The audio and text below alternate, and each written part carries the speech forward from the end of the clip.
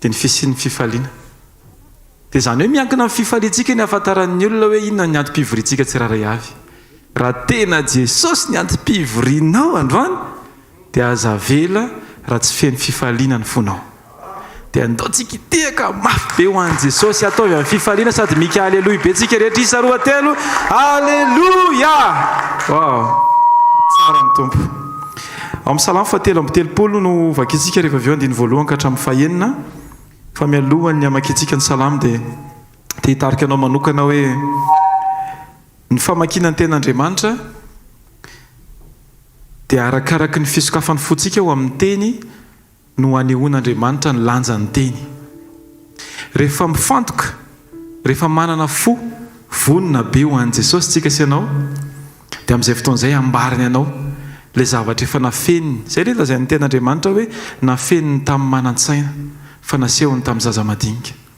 Dia andehantsika androany tena anana fo tahaka ny fon'ny zaza madinika, izany hoe mangetaeta mafy an'Andriamanitra. Vokatry ny fitiavanao an' Jesosy no mahatonga anao aty fa tsy hijery olona fa hijery an' Jesosy.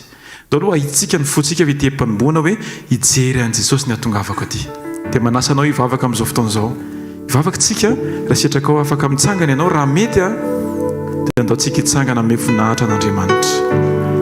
Hivavaka tsika amin'izao fotoan'izao, hivavaka tsika ary Andriamanitra arainay tsara indrindra masina mandrakizay misaotra anao feno zahay satria fenonao fitiavana foana Jesosy ny fiainanay misaotra ny amin'ny fiarovanao anay, misaotra ny amin'ny famindram-ponao anay, misaotra ny amin'ny fahatsiarovanao ny fiainanay tsiraray avy, misaotra ny amin'ny fitarianao, misaotra ny amin'ny famindram-ponao, misaotra ny amin'ny fitantanana fomba tsy takatry ny saina, hafamoahanao anay tsiraray avy. Misaotra Tompo fa ny fiainanay dia avelanao hanambarany fahatsaranao. Misaotra Jesosy fa enina dia na dia hoe tsy afaka ny aneho zato isan-jato ny mombanao ary izay Andriamanitra dia mba asianao sombitsombiny kely eo amin'ny fiainanay mba hahafahanay mahita an'izany tsirony mandrakizay zany, fa indrindra hahafahanay mitondra ny olona rehetra makao aminao sy maneho ny fahatsaranao Jesosy. Misaotra Jesosy satria ny fonay mbola mitempo dia mitempo anao Andriamanitra. Tonga eto izahay Jesosy menao fifaliana indray, tena feno fientanentanana be ny fonay Jesosy vao hivavaka handray ny teninao, hifaly eo aminao, hiaino anao, hihira ho anao, hiankohaka eo anatrehanao. Tompo tena fifaliana feno Jesosy ny ao aminay satria fantatra efa eto ianao Jesosy, fantatra efa miaraka aminay ianao, fantatra efa nilainao mihitsy ny zahay makaty amin'ny toerana tahaka an'izao. Eny afaka hoe niona taminay tany an-trano ianao Andriamanitra, fa ny zavatra andrasanao aminay Andriamanitra dia ilay fahafoizana, ilay sakrifisy, ilay fanetretena mandeha tonga amin'ny toerana ohatran'izao Andriamanitra hiaona aminao. Dia misaotra anao Jesosy ny amin'ny rehetra izay afaka miaraka androany na mijery mivantana na ato anatin'ity efitrano ity, dia misaotra Jesosy satria mbola menao fahafahana izay afaka mihaino ny teninao, afaka mianatra ny teninao, afaka mamaky ny sitraponao indray Andriamanitra. Ianao miambonahitra, ianao nankalazaina mandrakariva satria tsy misy ohatranao, tsy misy tahaka anao, tsy misy tohanao Andriamanitra. Misaotra anao zahay ny amin'ny olona eo manodidina anay Jesosy, na dia tsy fantatray ary izy ireo dia fantatray fa matoa izy tonga eto dia noho ny fiarovanao sy ny fitantananao azy ka hiderahanay ny anaranao zany Andriamanitra satria tsara ianao sady mpanao tsara. Androany mitenena indray Jesosy satria fantatray fa isaky ny miteny ianao dia mampita fiainana, satria fantatray fa isaky ny miteny ianao dia manangana, mandrava ny asan'ny Satana rehetra eo amin'ny fiainanay ary manangana sy mampisy voninkazo mahafinaritra eo amin'ny fiainanay Andriamanitra. Tompo ianao ny fanantenanay fa indrindra ianao ihany ny finoanay Andriamanitra. Amin'ny anaranao Jesosy tanterao amin'ny araky ny programanao androany. Aleluia, amen, amen. Tonoho ny fiadanan'i Jesosy eo amin'ny olona akaikinao, teneny hoe fiadanan'i Jesosy indray ho aminao ampahirezy mihitsy izy hoe tahiny Jesosy manokana ianao aleluia. Tonoho ny manokana ho azy mihitsy ny tenin'Andriamanitra avao am-bavanao hoe tiany Jesosy be mihitsy ianao ary tsy fony Jesosy ianao. Aleluia. Tao vakitsika Salamo 7:30 andiny voalohany ka hatramin'ny fahaenina. Salamo 7:30 andiny voalohany ka hatramin'ny fahaenina. Aoka hisokatra ny fontsika tsiraray avy mialohany ahafahantsika mamaky ny tenin'Andriamanitra. Amen. Mba ahafahan'ilay teny miditra. Aleluia. Amin'ny anaran'i Jesosy miobio an Jehovah ianareo ry olo marina, fa mendrika ataon'ny olo mahitsy ny fiderana. miderahan Jehova amin'ny lokanga mankalaza azy amin'ny valitorovolo, mirafy iram-baovao azy, mitendre tsara amin'ny fefifaliana, fa mahitsy ny tenin'i Jehova ary ny asany rehetra dia matoky avokoa. Tia fahamarinana sy rariny izy, enika ny famindrampon'i Jehova ny tany. Ny tenin'i Jehova ny nanaovana ny lanitra ary ny fofinain'ny vavany nanaovany ny amarony rehetra. Amen. Androany Jesosy, mitenena indray Andriamanitra isin'ny fiainana ao anatin'ny tsirairay avy. Mitenena indray Jesosy anangananao ny fiainam-panahana tsirairay avy Andriamanitra. Mitenena Tompo fa miaino izahay. Aokanao no anambara androany, aokanao no hetsika androany amin'ity fotoana ity dia amin'ny anaranao Jesosy no anaovana izany vavaka izany. Alleluia. Amen. Ndao tsika itehaka ho an'ilay Tompo, ny Tompo sy mpanjaka amin'ny mpanjaka. Alleluia. Alleluia. Ndao tsika itehaka ihany, itehaka mafy ihany ho an'i Jesosy. Alleluia. Tsika senao toy izao dia nandresy teo amin'ny fiainantsika senao Jesosy taratry ny fahasoavana sy ny famindram-pony ny ahafahantsika indray tonga eto amin'ny fanatrehana. Ndao anadiny zavatra rehetra, ndao avy hatranintsika dia hifantoka amin'ny Jesosy. Betabe ny zavatra mety nandalo tamin'iny herinandro iny fa io ianao satria nandresy ho anao Jesosy. Mendrika ho azy ny fiderana sy ny fitsofana rehetra ary miangavy ianao hoe adinoy izay mety mbola mety manavesatra anao fa mifanto fotsiny fa eto Jesosy efa eto izy, efa niandry ianao ary misy anjara tsara ho anao eto androany. Efa avakitsika Tompo tonga eto izay, tsy tonga eto izay Tompo hitanisa izay zavatra mety mampahory anay, fa tonga eto izay Jesosy hitsaoka anao satria ny tena marina tsy misy mahory anay rehefa tena ao aminao izay. Tonga eto izay hiverina amin'ny sitraponao indray Tompo, mangetaheta mafy anao ny fananay Tompo, sokafanay ny aminay rehetra mba hahitanao, mba hakasika anao koa ny fananay Jesosy. Mety tsy hitany masonay mivantana ianao Tompo, kanefa ny teninao dia milaza fa sambatra izay tsy mahita nefa mino izay Jesosy fa eto ianao, eto ny fanatrehanao, eto ny fanahinao Jesosy. Kasianay ianao androany, mitenena aminay ianao androany fa namasonao tao amin'izay ahitany ray mba ho tonga amin'ilay fiombonana tena ilainao Jesosy, dia ilay communion izay tena tsy hanananay aman'olona akory fa aminao rery ihany Tompo tario izay.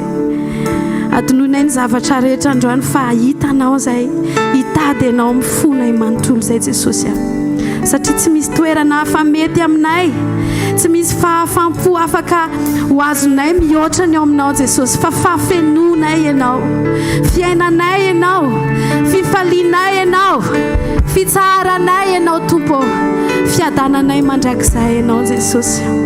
Indro izay miverina aminao, sakafo ny fonao, asandrato any amin'ny lanitra ny tananao, aoka hiravo sy faly aminy aminao rehetra fa tianao loatra Jesosy. Halleluia. Dao iraitsika izany ery izany. Amen.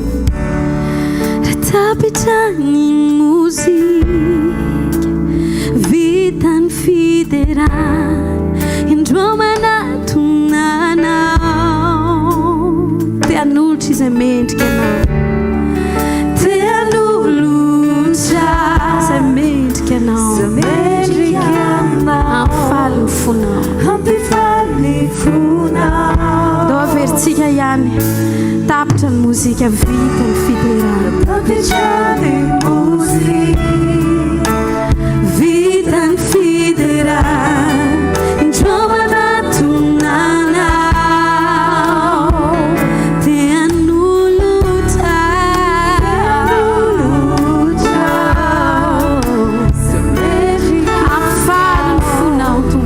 ampifaly ny fonao Tompo, tsira ihany, tsira ihany Tompo, tsy ilay kanto aminy, tsy izany hoandrasanao fa mihoatra izany, mihoatra izany Tompo, no tenanao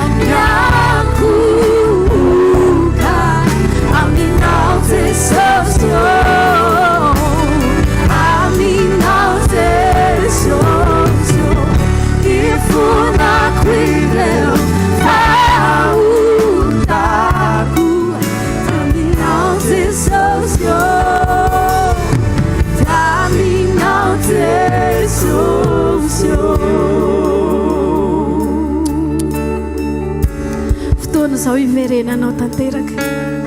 Anao tena afoiny aminao rehetra. Eto amin'ny Jesosy ny fonao, ny sainao, ny tenanao rehetra. Anao tsy hitazona na dia kely akory aza. Anao tsy hanamartena na dia kely akory aza. Tsory amin'ny Jesosy eto androany fa fotoana iaonanao aminy. Jesosy tsy tonga anameloka anao fa tonga izy hamonjy anao. Isokatra ny fonao teneno amin'ny Tompo. Izay mety manavesatra satria ny teniny dia milaza fa ny helokareo ny hevitra mampisaraka aminareo. Tsy misy hevitra androany, ampisaraka anao amin'ilay rainao. Ho tonga iray aminy ianao androany. Eto amin'ny Jesosy ny fisainanao, ny fonao, ny fiteninao, mombanao rehetra izay lazain'ny fanamasina anao amin'izao fotoana izao dia hosay ianao hifona hanetry teny ao anatrehany. Amen.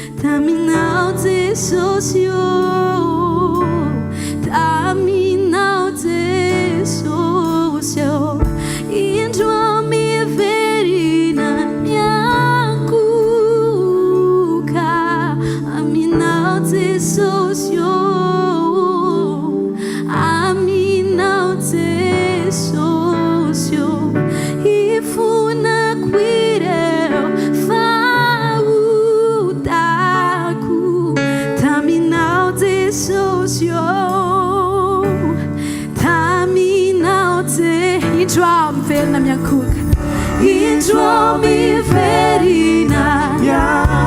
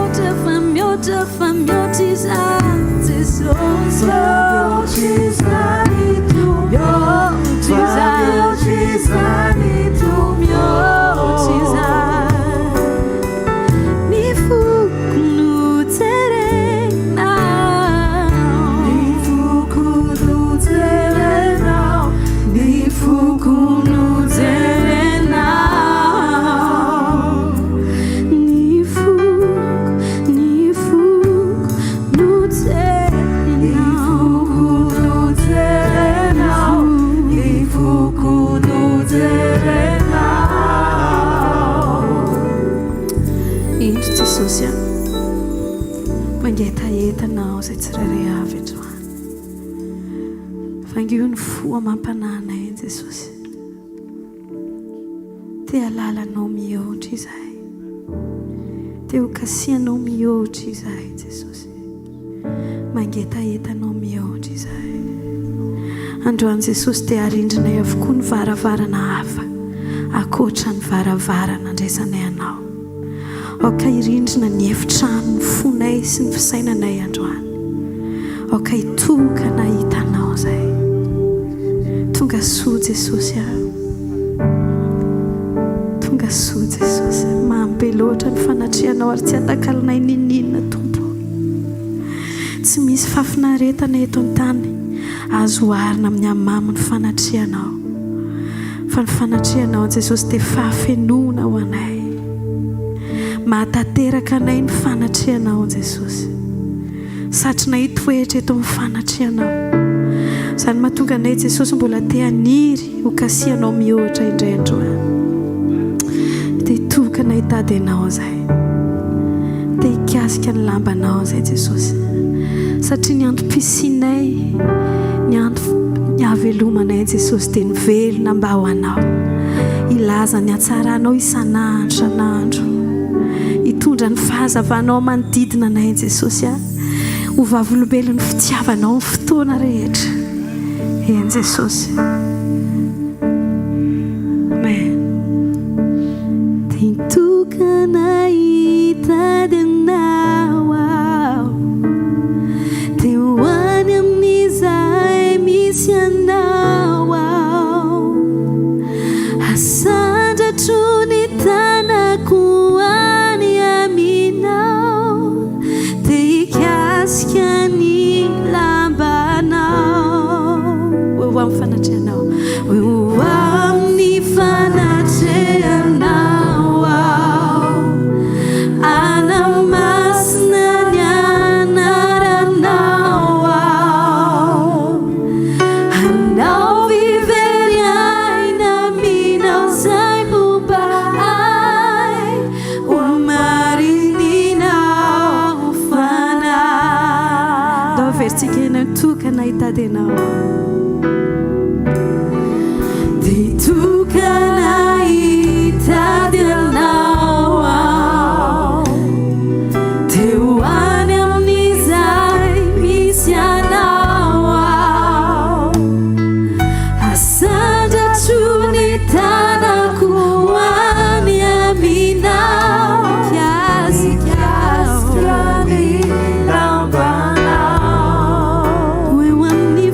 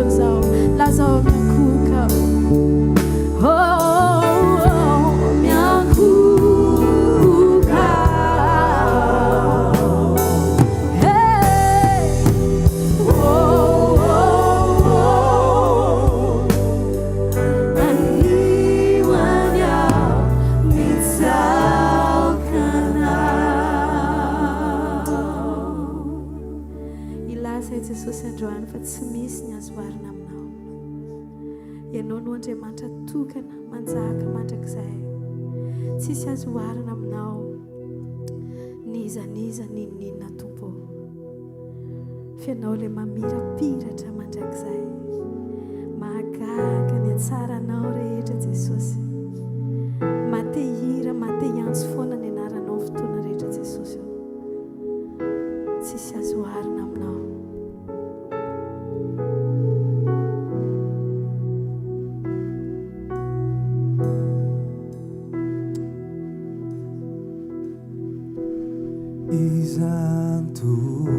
Izantuanao lainanao zao rehetry zao nikitana sy volana azoninao tsy anjera tsisy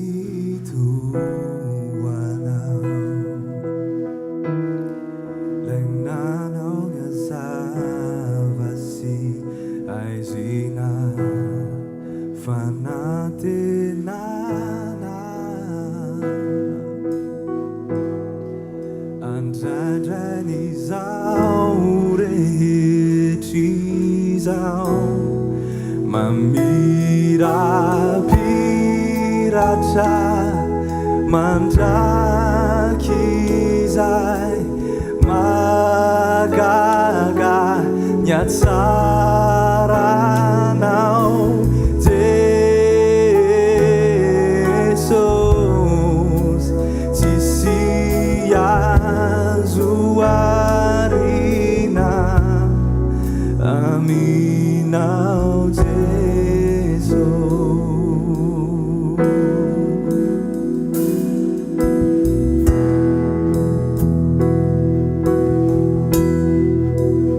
Modini masoandro misandratra ny firambaovao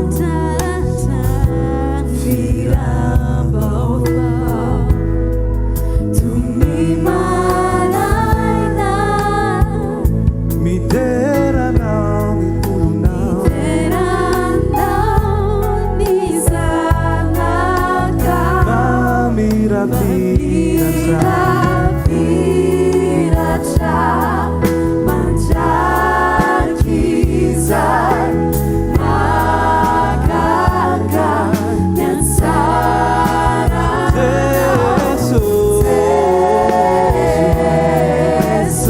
Jesus tsisy azo arina mamirapiratra mandraky zay magaga nyatsara Jesus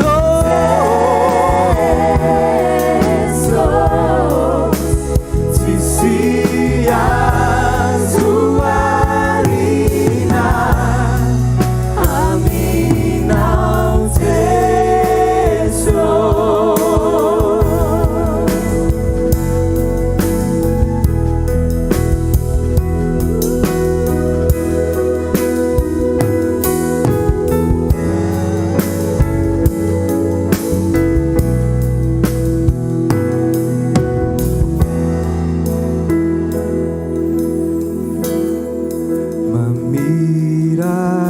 Mamirapiratra mandraky zay magaga nyatsaranao Jesus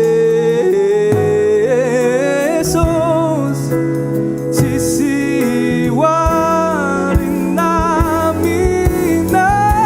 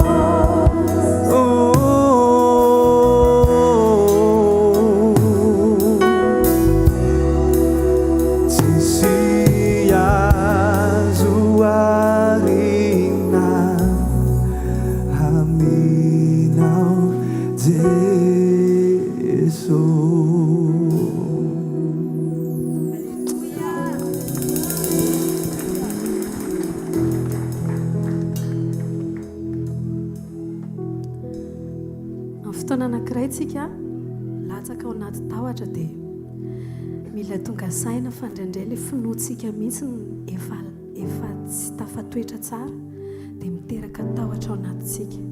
Androany aokantsika hiverina ao amin'i Jesosy, hiverintsika ampitoetra ny finoantsika ao amin'ny teniny, ao amin'ny maha-izy azy rehetra. Aoka tsy ampiorina ny finoantsika amin'ny zavatra mety misy iainantsika isika, amen, fa hitoetra ao amin'ny tenin' Jesosy. Ary androany Jesosy dia mamelatra ny amin'ny rehetra indray hoe zanako asa ny tanako ianao ara-didiko, tsy misy marombaka anao raha mbola eto ampelantanako ianao. Mifato-fontsiny ary tedafo ny fony Jesosy androany, misy iseho atratrany androany. Azahoana izay rehetra mety misy fotoana mampitomana, mampitanondrika, fa sainy miteny Jesosy miteny ianao hoe zanako ianao adidiko ianao androany. Lazao amin'i Jesosy androany hoe tompo ao ny foko manantena anao. Ifonako ny fotoana rehetra mety natahorako Andriamanitra natonga na tsy nitoetra tsara tamin'ny finoananao Jesosy, ka mahatonga indraindray mandray fanapakevitra diso amin'ny fiainako, fa androany hiverinao amin'ny teninao Jesosy dia hitsahatra ao aminao. Tompony foko mbola manantena anao, ianao no tokany iray ho avy ny fiainako. Tompony foko dia mbola matoky anao, ianao lay masoandro iray mazava ny androko.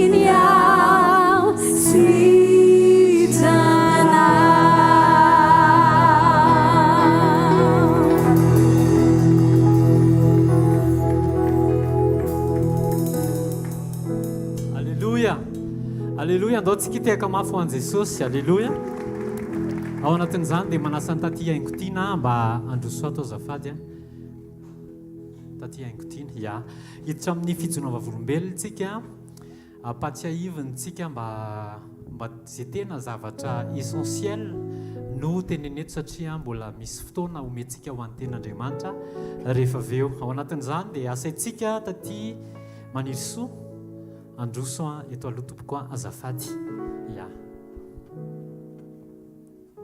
iany tompoko voninahitra Jesosy no zaraiko aminareo tamin'ny fampidirana mpianatra izany a dia tena hoe tao anatin'ny tena tsisy ninona mihitsy za dia ny antoraka tamin'ny tompo a dia nampahitany voninahiny a juste ao anatin'une semaine dia nahazo frais d'inscription zanako a Alléluia. Dia nahazo écolage pour jusqu'à ce qu'elle aura 18 ans. Alléluia. D'après rehefa avy eo dia zako moa zany namain'i Jesosy vola hoe anaovana ny inscription any a dia ninona moa izy teo dia ny tonga dia hoe vita tonga karakarain'i Jesosy hatramin'ny farany satria teny azoko tamin'ny 5 mois tao akipoko hoe zanako sy ny asan'ny tanako dia aoka ho adidiko ihany ary ho taranaka voatay izy dia izay nangatahako tamin'ny tompo hoe démontre-moi Seigneur dia izay natsika hitehaka mafy ho an'i Jesosy alleluia misaotra betsaka tompoko taty rojo iany tompoko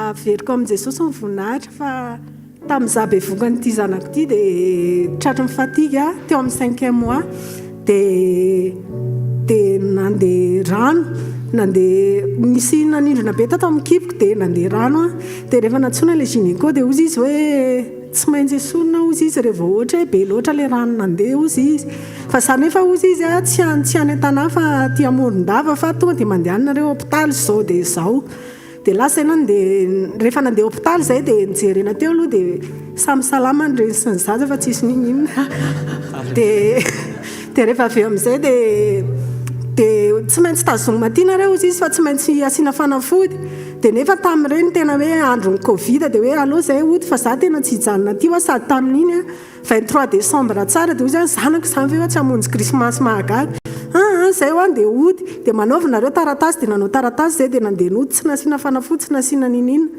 dia tena hoe jusqu'à tena hoe tena teraka salama tsara ny zaza tena hoe tsisy problème tena hoe voninahitra ho an'i Jesosy dia tena hoe tao anatin'izay fotoan'izay tena niteny tamin'i Jesosy foana hoe matoy io nasianao dia velona io zany ny dikan'izay dia ny faharoa ijoroako vavolombelona koa miankina amin'ny fahasalamana ihany koa za tena hoe zay akaiky ananga mamafantatra an'izany fa za tsy mikaka normal ao anatin'ny herinandro angambany indray mandeha mikaka dia ny olona miteny ianao tsy misotro rano ianao tsy mihina voankazo ianao tsy mihinan-kanina fa tena mihinana tena misotro tena mihinana voankazo dia nisy fotoana 3 ans passé ngambany izay salama be dia niditra hôpitaly dia nisy analyse natao dia nitenen'ilay dokotera ohatra ny mikasikasika an'izay dia nareo izy rehefa salama dia mila miverina manao analyse dia fa mila traitena ozy izy zany zavatra izany dia ohatra ny hoe tsy nirarahiako ilay izy fa 4 mois ngambany izay tena eo mpanaovana ilay zavatra mihitsy isan'andro ohatra lasa misy lera dia tena hoe tena Jesosy ny tena dokotera nanao an'ilay izy dia rehefa sekoly ny fanasitranana isakalatsinainy ka miteny papa hoe zay taova rehetrarehetra ny anatinao rehefa misy tsodrano zany dia izay fotsiny ataoko hoe amen Jesosy zay taova rehetrarehetra any fa tsy haiko tsony zay taova rehetrarehetra any dia tena efa normal daholo dia voninahitra ho an'i Jesosy alleluia lasa indray mandeha isan'andro zany raha indray mandeha isan-kerinandro lasa indray mandeha isan'andro ary lasa misy lera mihitsy tena tonga saina mihitsy fa ahoana ary ty lasa misy lera tsika tehaka mafy ho an'i Jesosy iany tompoko taty miora alleluia voninahitra ho an'i Jesosy rery any nisy fotoana zany izay tao an-trano mba nanana faniriana sy etaeta ilay izy hoe mba andeha hanao vacances any Amoron-dranomasina dia notanteran'i Jesosy ilay izy tamin'ity taona ity tamin'ny fomba mahagaga satria raha ny situation anay tao an-trano jerena tena tsy possible mihitsy satria rehefa mandeha dia tsy maintsy mila transport ianao mila sakafo mila trano ivatananao any rehetrarehetra dia nisy fotoana tamin'ny fotoana tsy apoziko navoray message ako hoe afaka manao décoration any faritra ve any Majunga ilay izy dia nefa ny asako moa zany décoratrice dia nefa za tsy mba tia manao publication hoe manao ohatr' zao fa ilay izy tamin'ny fotoana tsy apozina dia nikeko ilay izy dia ilay izy moa zany nasehoko ny zokoko dia gaga be izy nahita an'ilay izy hoe io ve ozy izy dia ho vitantsika satria ilay izy zany tsy mariage gasy fa mariage nakarana dia mila zavatra tena luxe be dia mila zavatra tena hoe wow be zany ilay izy dia ilay izy koa mbola tsy fanao anay mihitsy dia tao anatin'izay ozy mantsana azy hoe nenao rehefa vacances fotsiny ty dia ho ataoko dia ay ndao arozy izy dia tena be da be ny zavatra ny lalovana tao anatin'izay fa Jesosy zany tsy mba nanary anay teo foana vao niala taty zay dia mandeha nresaka ao anaty bus hoe ano be mpamaky trano be sady ny vahiny tena tsy tiany zareo zao dia nefa ny trano ivatany anay tany tena juste hoe tady ny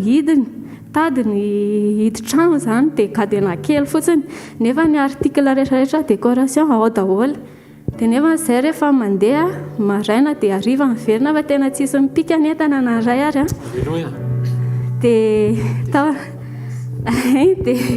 dia ilay izy koa tena napetraka tamin'i Jesosy ilay izy dia tena hoe vita ny vacances tsy ny lambola zany tena tsisy vola ny ala taty aposina ny ariary fa tena hoe noho izay daholo ny rehetrarehetra dia zay dia voninahitra ao an Jesosy dia ny zavatra tiako tenenantsika zany hoe rehefa miaraka amin'ny Jesosy ianao dia mila tena hoe mila matoky loatra mila tsy be fanahinina zany ianao mila mety ny zavatra rehetra rehefa miaraka amin'ny Jesosy amen alleluia ndao tsika itehaka mafy ho an'i Jesosy raha isika ny mpijoro vavolombelona farany androany raha pitso mbola afaka mandray fijoro vavolombelonanao miomana tsara raha riva dia vao maraina be dia efa tonga eo mandroso tompoko afaka raisiko tsara ianao sotra tompoko voninahitra ho an'i Jesosy rery ihany nijoroako vavolombelona eto za tamin'ny volana marsa lasa iny fa elaela ihany zay nanao AVC dia tena nahagaga ilay izy satria natsiaro tena foana dia vao tafatsangana vao nitambotsitra teo amin'ny varavarana fo maraina ho any amin'ny toilette dia niantso vonjy io dia nisy namonjy zany tao an-trano marary za fa tsy hoentina any amin'ny hôpitaly aloha fa andao za hoeto any an-trano ny pasteur zay mandry pasteur moa fa nakaikaiky ihany zareo kaikinambonjanaka zay ao mandry mena dia tonga teo amin'ny vavadin'ny pasteur nandondona iny pasteur nivoaka nanontany ahy izy namazo anao dia tena mbola ny tantara hoe izao avy nanjoa dia noraisy ny tanana dia avy eo dia ozy izy hoe tsy manina fa afaka makany amin'ny hôpitaly taty dia tonga tamin'ny hôpitaly tazomin'ny tany herinandro ihany dia navokany za mbola tsy nentinody za moa mbola tsy hody mantsy dokotera fa aloha hijanona ty mody ianao ozy izy fa ny trano indray ny toy ny fitsaboana dia tonga tany an-trano nanaiky zany dia tonga tany an-trano dia niteny pasteur zany miantso foana mbenimbeny manao any taty izay ohatr'izao dia afaka herinandro tao aorianany vaky hôpitaly tena voninahitra n'Andriamanitra fa na ny olona rehetra ragaga hoe nitsangana nefa tena nalimy alleluia dia teny ny fitsaboana teny mivavaka foana dia sarotra ny tsy ho vita eto hoe ny tantara ny zavatra rehetrarehetra nataon'i Jesosy tamiko fa tena maro asa aminareo reo mba mety misy ihany mahafantatra ny tantarako raha mety hoe ny tantara ihany pasteur Rodolphe taty Angotiana ny anarako dia taty aoriana tsy haiko izay vao hoenimbolana amin'ity dia androany azy zany fo maraina tafatolo maraina kely satria tamin'ny alina angatsika loatra dia ohatry vonikiriva fo no maraina tamin'ny fito teo tafafo nefa isan'andro amin'ny 5 dia mifona amin'ny 8 sasany dia teo nangetaheta dia mipetraka eo morom-pandriana dia nitena Jesosy ela loatra ny tsy nandehanako vako satria ny antony nanao accident tomobily potika tanteraka nidy amin'ny garage tsy afaka nentina nanomboka tamin'izay zany tamin'ny 18 juillet zay zavatra izay tsy nisy moyen de transport nafahako nandeha nivavaka taty dia nalahelo foana teny dia nangataka amin'ny tompo hoe tompo tario atao izay atongavako any fanatrehan'Andriamanitra rehefa zoma satria efa zatra loatrany mahitanao dia andro any tena nagaga fa nivavaka dia niteny tamin'i Jesosy hoe Jesosy androany te andeha hivavaka mangetahita loatra dia nandefa message tamin'ny pasteur tena te andeha hivavaka mafy androany nefa fantatrao ny antony dia mety izaho mihiny fa nivavaka ho ahy izy satria rehefa tonga ny atoandro avy sakafo dia nisy tolotsaina avy amin'Andriamanitra nomeny aho hoe atsoa ty olona miara-vavaka aminao ty fa mety solution ao aminy tatian'oro asy izy raha eto ny antso azy dia ozy taty ianao ka ndeha vavaka dia eno izy zaho te handeha mafy sao dia mba afaka miaraka aminao rehefa mindravamody satria izay no olana ny andehanako any tena mino fa ho entin'ny tompo any ikisakisaka mino fa tena afaka andeha bus andro any tena nataon'ny tompo izany fa tena afaka nandeha bus naketo andro any tatian'oro ny teny hoe ao fa hiaraka aminay ianao raha riva apetraka any amin'izay toerana mety aminao fa anao mody moramora dia voninahitra ao an' Jesosy tsara ny tompo tena tsara zato isan'njato tsy mba manomeny kely fa tena izay irinao ka mahasoanao ary tena manasitrana zazao tena afaka mandeha irery Alléluia. Tsika mafon'ny Jesosy fa taloha tsy ohatra izao mihitsy voninahitra ho an' Jesosy rery any saotra to tahin' Jesosy indrindra taty haingo tiana Alléluia. Jesosy efa nanomboka asa tsara teo amin'ny fiainan'ny tsirairay tsy amelan'izany raha tsy ho verina amin'ny laoniny amen olona tapaka lalandrara miazakazaka monjy tranon'Andriamanitra mino ahako fa ny herinao mitanjaka ao ny fahasalamanao ny rehetra mombanao dia ho atokanao hiderana sy hamonjena an'Andriamanitra any amin'izay misy an'Andriamanitra amen andao tsika hitehaka mafy sady andraisantsika ny mpanompon'Andriamanitra Alléluia. Alléluia. Misy foana moa surprise tsy ampozina fa surprise mahafinaritra amen noho ny amin'ny miarabantsika tsirairay avy aloha aminaran'i Jesosy makabe noho ny amin'ny fandaminana noho ny amin'ny fandaminana dia tsy maintsy nanao hiraka any province tampoka be ray aman-drentsika pasteur Rodolphe noho ny amin'ny fandaminana moa dia zany miaraka amintsika eto zany voninahitra Andriamanitra irery any amen zavatra hitako dia zao ny chef cuisinier ao anatin'ity restaurant ty de Jesosy ny serveur principal no mety tseto androany fa misy serveur be deabe reo afaka mpandroso sakafo anao ary raha nony ianao niditra teto voky ianao mialeto amin'ny anaran'i Jesosy Kristy tompo amen dao tsika hisaotra ny tompo ny amin'ny zavatra nataon'Andriamanitra ny joron'ireo praitapota amintsika ireo tao ny fampahitana fity ao anatina fotoanany hoe tsy fisina dia maika ny sokafan'Andriamanitra mihoatra noho ny hoe amam-bolana sy amanerinandro mety nangatahana ny valian'Andriamanitra ambara-pahatonga n'le zanany ho 12 taona tao ny vavolombelona fanasitranana izay efa nitenen'ny mpitsabo fa tena tsy mety io kanefa nataon'Andriamanitra mety ao ny zavatra ohatrany hoe tena hoe tsy fahasalamana fa naverin'Andriamanitra miloniny ao araka njorony aleta ty teo vavolombelona fa efa anatina AVC zany hoe tena efa tena mazana be zany fa Andriamanitra reto tena Andriamanitra amen ary indrindrindrindra jareo ny zavatra nyteneniny teo tena mangetaheta azy izy tena mangetaheta no eo amin'ny fanatren'Andriamanitra dia ny valian'Andriamanitra izy. Azarato ny tananao datsika risaotran'Andriamanitra ny amin'izany vokatra fisehoan'Andriamanitra mahatoky izany. Saotranao izay ray amin'ny anaran'i Jesosy ny amin'ny joroanao mahatoky namaly an'ireo olona rehetra izay zanakao ireo piraita-po taminay tamin'izay nanjo azy tany amin'ny fiainana andavanandro dia niditra an-tsehatra ianao satria ianao ilay loharanon'ny famonjena mandrakizay. Ndreto izay tompo mankasitraka ianao satria marina loatra miteny hoe misaorana izay ary fanahiko ary aza misy adinoinao ny fitahiny rehetra.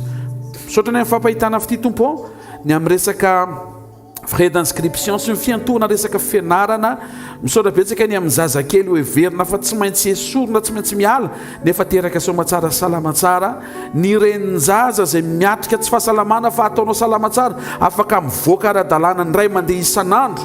Mankasitraka sy misaotranao izay tompo ny amin'ny anabavinao izay nysitranao tamin'ny AVC afaka miverina mitsangana afaka miverina mandeha ary novalianao ny etaeta no eto amin'ny fanatrehanao androany raisy tompo ny dera sy ny laza ny aja ny voninahitra mandrakizay. Ianao ihany koa no mampahita fity amin'ny fotoana tsy ampoizina amin'ny fotoana tsy takatry ny saina ho an'izay manana faniriana andeha anao vakansa dia sady ampiarahanao ny vakansa anao ampahitanao fity no tahianao ny asa ny saotra ray eo ianao no ambadika izany rehetra izany amin'ny anara maherin' Jesosy Kristy verina masina sy manan-kera avy Nazareta. Amen. Tehaka mafy betsika ho an'i Jesosy manasanao azo toerana ary ny amin'ity fotoanantsika anio ity. Arabao izay mety ho tandrify ianao dia tena izy hoe tonga soa eto amin'ny fanatrehan'Andriamanitra ianao hoe manana teny ho anao Andriamanitra hoe amen. Anio manokana dia mahafaly any izara amintsika loha hevitra anankiray nampitondraina ny lohateny hoe misitraka ny avy amin'Andriamanitra.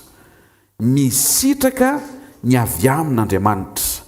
Afaka merina izay miaraka amiko ve ianao isa roa telo misitraka ny avy amin'Andriamanitra. Amen. Manan-javatra Andriamanitra ho asa ho anao ary tian'Andriamanitra hisitraka an'izany za sy ianao. Isy fanontaniana hoe zahantsika apetraka dia mino amin'ny foko manontolo fa ao anatin'ilay fanontaniana sy indrindraindrindra ny valiny dia ahita soa ianao ary ahita fiadanana eto amin'ny fanatrehan'Andriamanitra. Amen. Fanontaniana voalohany ho apetrakatsika izay mino fa amaly antsika miaraka eto ny tompo dia ny hoe inona marina ny vahaolana avy amin'Andriamanitra ka omeny antsika. Inona marina ilay izy. Hijerentsika ny zavatra nenan'i Abrahama izay niaraka tamin'Andriamanitra. Izao ny voalaza ny Isaia 1:5 Isaia 1:5 amin'ny anaran'ny tompo manao hoe eny tsarovy Abrahama rainareo sy Sara izay niteraka anareo fa fony mbola tokana izy dia nantsoko sy nitahiko ary no amaroiko. Amen. Rehefa mitady kivikivy ny zanak'Israely na ny taranak'i Abrahama dia izao ny fampatsahivana nomen'Andriamanitra hoe tsarovy Abrahama sy Sara izay ray aman-dreninareo niteraka anareo. Dia raha tsy tonga saina dia ataon'Andriamanitra tonga saina satria i Abrahama sy Sara dia momba antitra ary Baiboly dia milaza fa maty ny kibony. Zareo tsara raha ataontsika hoe tsy momba izy dia efa antitra indray nefa zany hoe efa tapitra. Ary raha tsy antitra indray izy sady tsy momba dia efa maty indray nefa ny kibony. Zany hoe triple portion zany ny problema nenan'izy mivady. Nefa mahavariana amin'ilay fotoana ametran'Andriamanitra faminaniana eny ambavany Isaia amanjato taona ny aty aoriana dia mampatsiaro Andriamanitra hoe nareo manam-panahino eny tsaiky tsy nisy satria avy amin'ny taranak'i Abrahama tsaiky tsy nisy ane nareo hoe raha tsy niteny Andriamanitra nahatonga ny Abrahama sy Sara miteraka ahatonga nareo ho taranaka voafidy. Genesis 2:10 tahaka ny ahoana ny fomba ny sehoan'Andriamanitra teo amin'ny fiainan'i Abrahama atonga asy atonga anao afaka hifankahita ihany koa amin'izay fahaiza manao n'Andriamanitra izay satria fantatsika fa ny zavatra rehetra dia hain'Andriamanitra atao fa ohatry ny ahoana le azon'Andriamanitra tao zay. Genesis 18:10 dia ozy izy Andriamanitra teo Mamre niresaka tamin'ny Abrahama Sara tao amban'ilay dia zao ny teneniny amin'ny anaran'i Jesosy. I Abrahama iverina aminao tokoa rehefa avy ny taona toy izao, ary indro anana zazalahy Sara vadinao. Tao Mamre izy nanome le promesa dia tao Gerar izy mivady no niteraka. Ary ny Baiboly dia milaza hoe iza ny nanam-po hoe Sara efa antitra tsy mba niteraka mba ndray andro any ampinono ny zanany. Atoato izavatra izay ho valin'le hoe iza ny nanam-po fa aneo Andriamanitra fa ninina mety ho heverina fefa impossible teo amin'ny fiainantsika tsirairay avy ireo ijoro Andriamanitra avy amin'ny fanokafana ny fonao ifankahita aminy mba ahafan'Andriamanitra maneho ny fahaiza-manaony fa vita io zavatra eo amin'ny fiainanao io amin'ny anaran'i Jesosy Kristy avy Nazareta. Inona zany ny problema ny Abrahama Sara? Momba. Inona koa ny problema faharoa? Antitra. Inona koa ny problema fahatelo? Maty ny kibony. Valiteny nomen'Andriamanitra, ary zay koa ny valiteny nomen'Andriamanitra antsika miaraka eto amin'ny takarivo ity dia zao ny teneniny iverina aminao ary anana zazalahy ianao. Tao anatin'ny olana ny anjady tamin'izy mivady io dia nahafinaritra be ny zavatra nomen'Andriamanitra. Tena kekinao ny zavatra nomen'Andriamanitra anao mahafinaritra be foana hoe ozy Andriamanitra eto tsy tonga dia zaza nomeko aloha fa ny fanatrehako aloha nomeko anao fo ny fahagagana ilainao. Possible le miracle. Possible le miracle mety hoetriretinao iny. Possible koa le miracle mety tsy takatry ny sainao. Satria ny Andriamanitra ao, Andriamanitra tsy voafetra ny zavatra rehetra izay noforoniny. Ary matoa io noforoniny dia azo ny ovaina, azo ny kitihana, azo ny fehezina, azo ny baikiona, azo ny atao misy, azo ny atao tsy misy, ara-potoana arak'izay mety ho ilan'ny zanany. Koa satria zanany ianao androany hariva tsy mody mandeha maina an'izany ianao fa ny fifankahitanao amin'ny fanatrehan'Andriamanitra eto zao mahazavatra be dia be Andriamanitra amin'ny anaran'i Jesosy. Fa ahoana no afaka tonga dia anatenana izany tsika? Satria hitantsika ao anatin'ity teny ity hoe inona ny ao am-pon'Andriamanitra. Izy Andriamanitra hoe ny prezansaka aloha no ataoko tonga eo aminao, za mihitsy aloha vao hisaka. Tsy haiko hoe inona le zavatra mety mba handrasanao avy amin'Andriamanitra, fa Andriamanitra eto mampiteny ary mampatsiaro antsika tsirairay avy fa ilainao hoe Andriamanitra tsy niteny hoe iverina aminao dia tsy mahazaza ianao, ataovy ampy ianao rangaza hafa ina koa tia miteraka ity. Tsy niteny an'izay Andriamanitra. Nyrenesin'Andriamanitra le etaeta hiteraka. Misy olona zao man'ny etaeta tia hiteny aminao ren'Andriamanitra ny etaetanao. Tsy hoe Andriamanitra hiteny aminao ndreo hoe Andriamanitra tsy niteny hoe aza maniry zaza fa za irina. Azotsika ve? Fozy izy iverina aloha. Ary rehefa tafaverina eo aminao amin'ny herintaona ohatr'izao tsy tanapolo atonga eo aminao fa hitondra an'le irinao mba ampifaly anao fa za aloha. Jesosy miteny an'izay fa tsy hoe za Andriamanitra aloha. Ka ny fahafahantsika mamantatra hoe inona ny ao am-pon'Andriamanitra dia anampy be dia be ny fahafahanao mifandray amin'Andriamanitra. Tsy adihevitsika hoe vita sa tsy vita io zavatra manjoanao io, fa metraka kosika ny toerana sarobidy mendrika tokony hametrahana an'Andriamanitra sy hamerenana an'Andriamanitra raha sanatrika tsy eo amin'izay toerana izay tsony nametrahantsika azy nefa tonga antsika androany hariva afaka averinao ny toerana mendrika tokony isy an'Andriamanitra amin'ny alalan'ny fandrenesanao an'le teny fijoroanao andray andraikitra vaovao indray amerina fa ninona mety ho irinao ataovy deuxième position fa tsy maintsy première position eo amin'ny fiainanao izy irery ihany.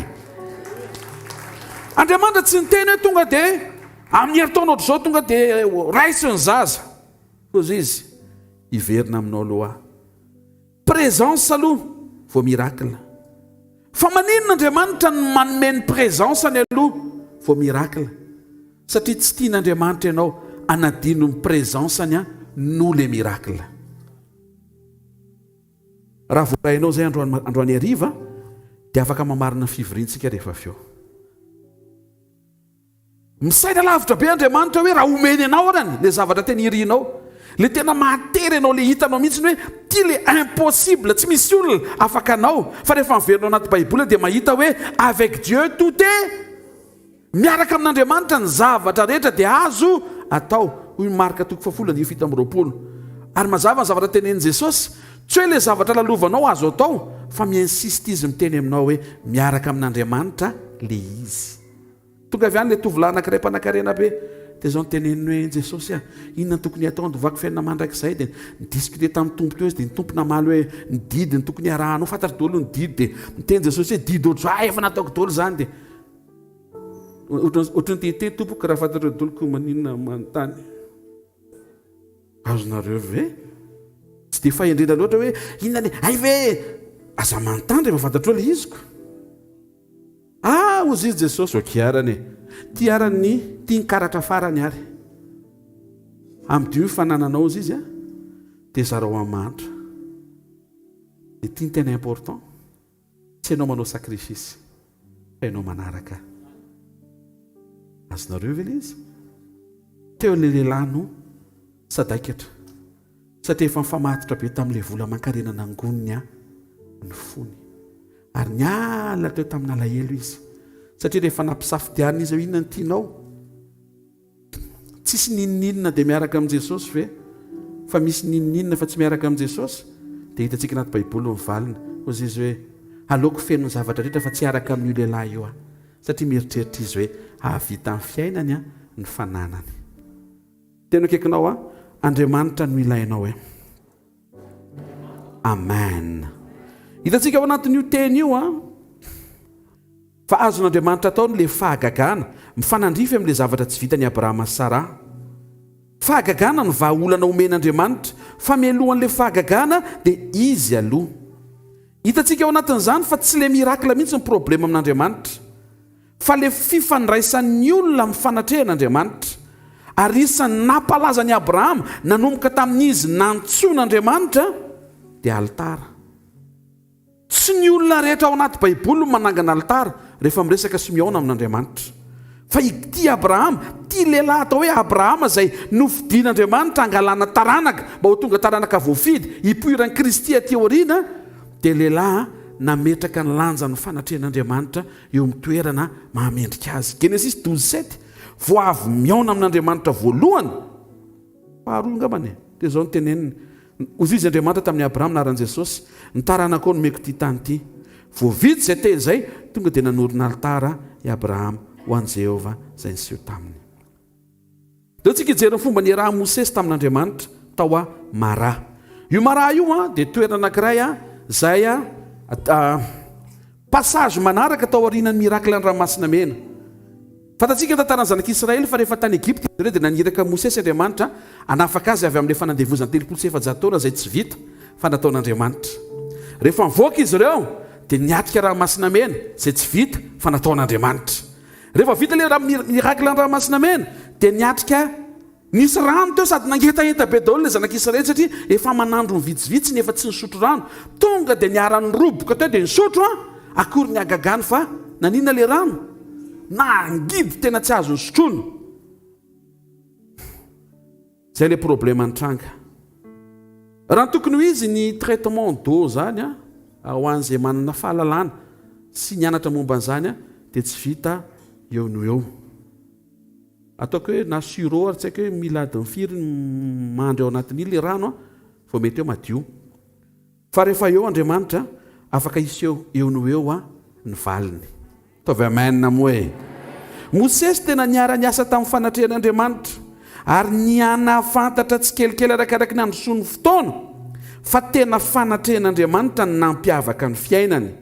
Ozy izy ny Exodus 7:1-5 ka hatramin'ny 9. Tonga Andriamanitra nome vahaolana amin'ny anaran'i Jesosy. Mandrosoa eo anoloan'ny olona hitondray araka aminao ny loholon'ny Israely ary ny tehinao ilay nikapohanao anely ento eny tananao ka mandehana.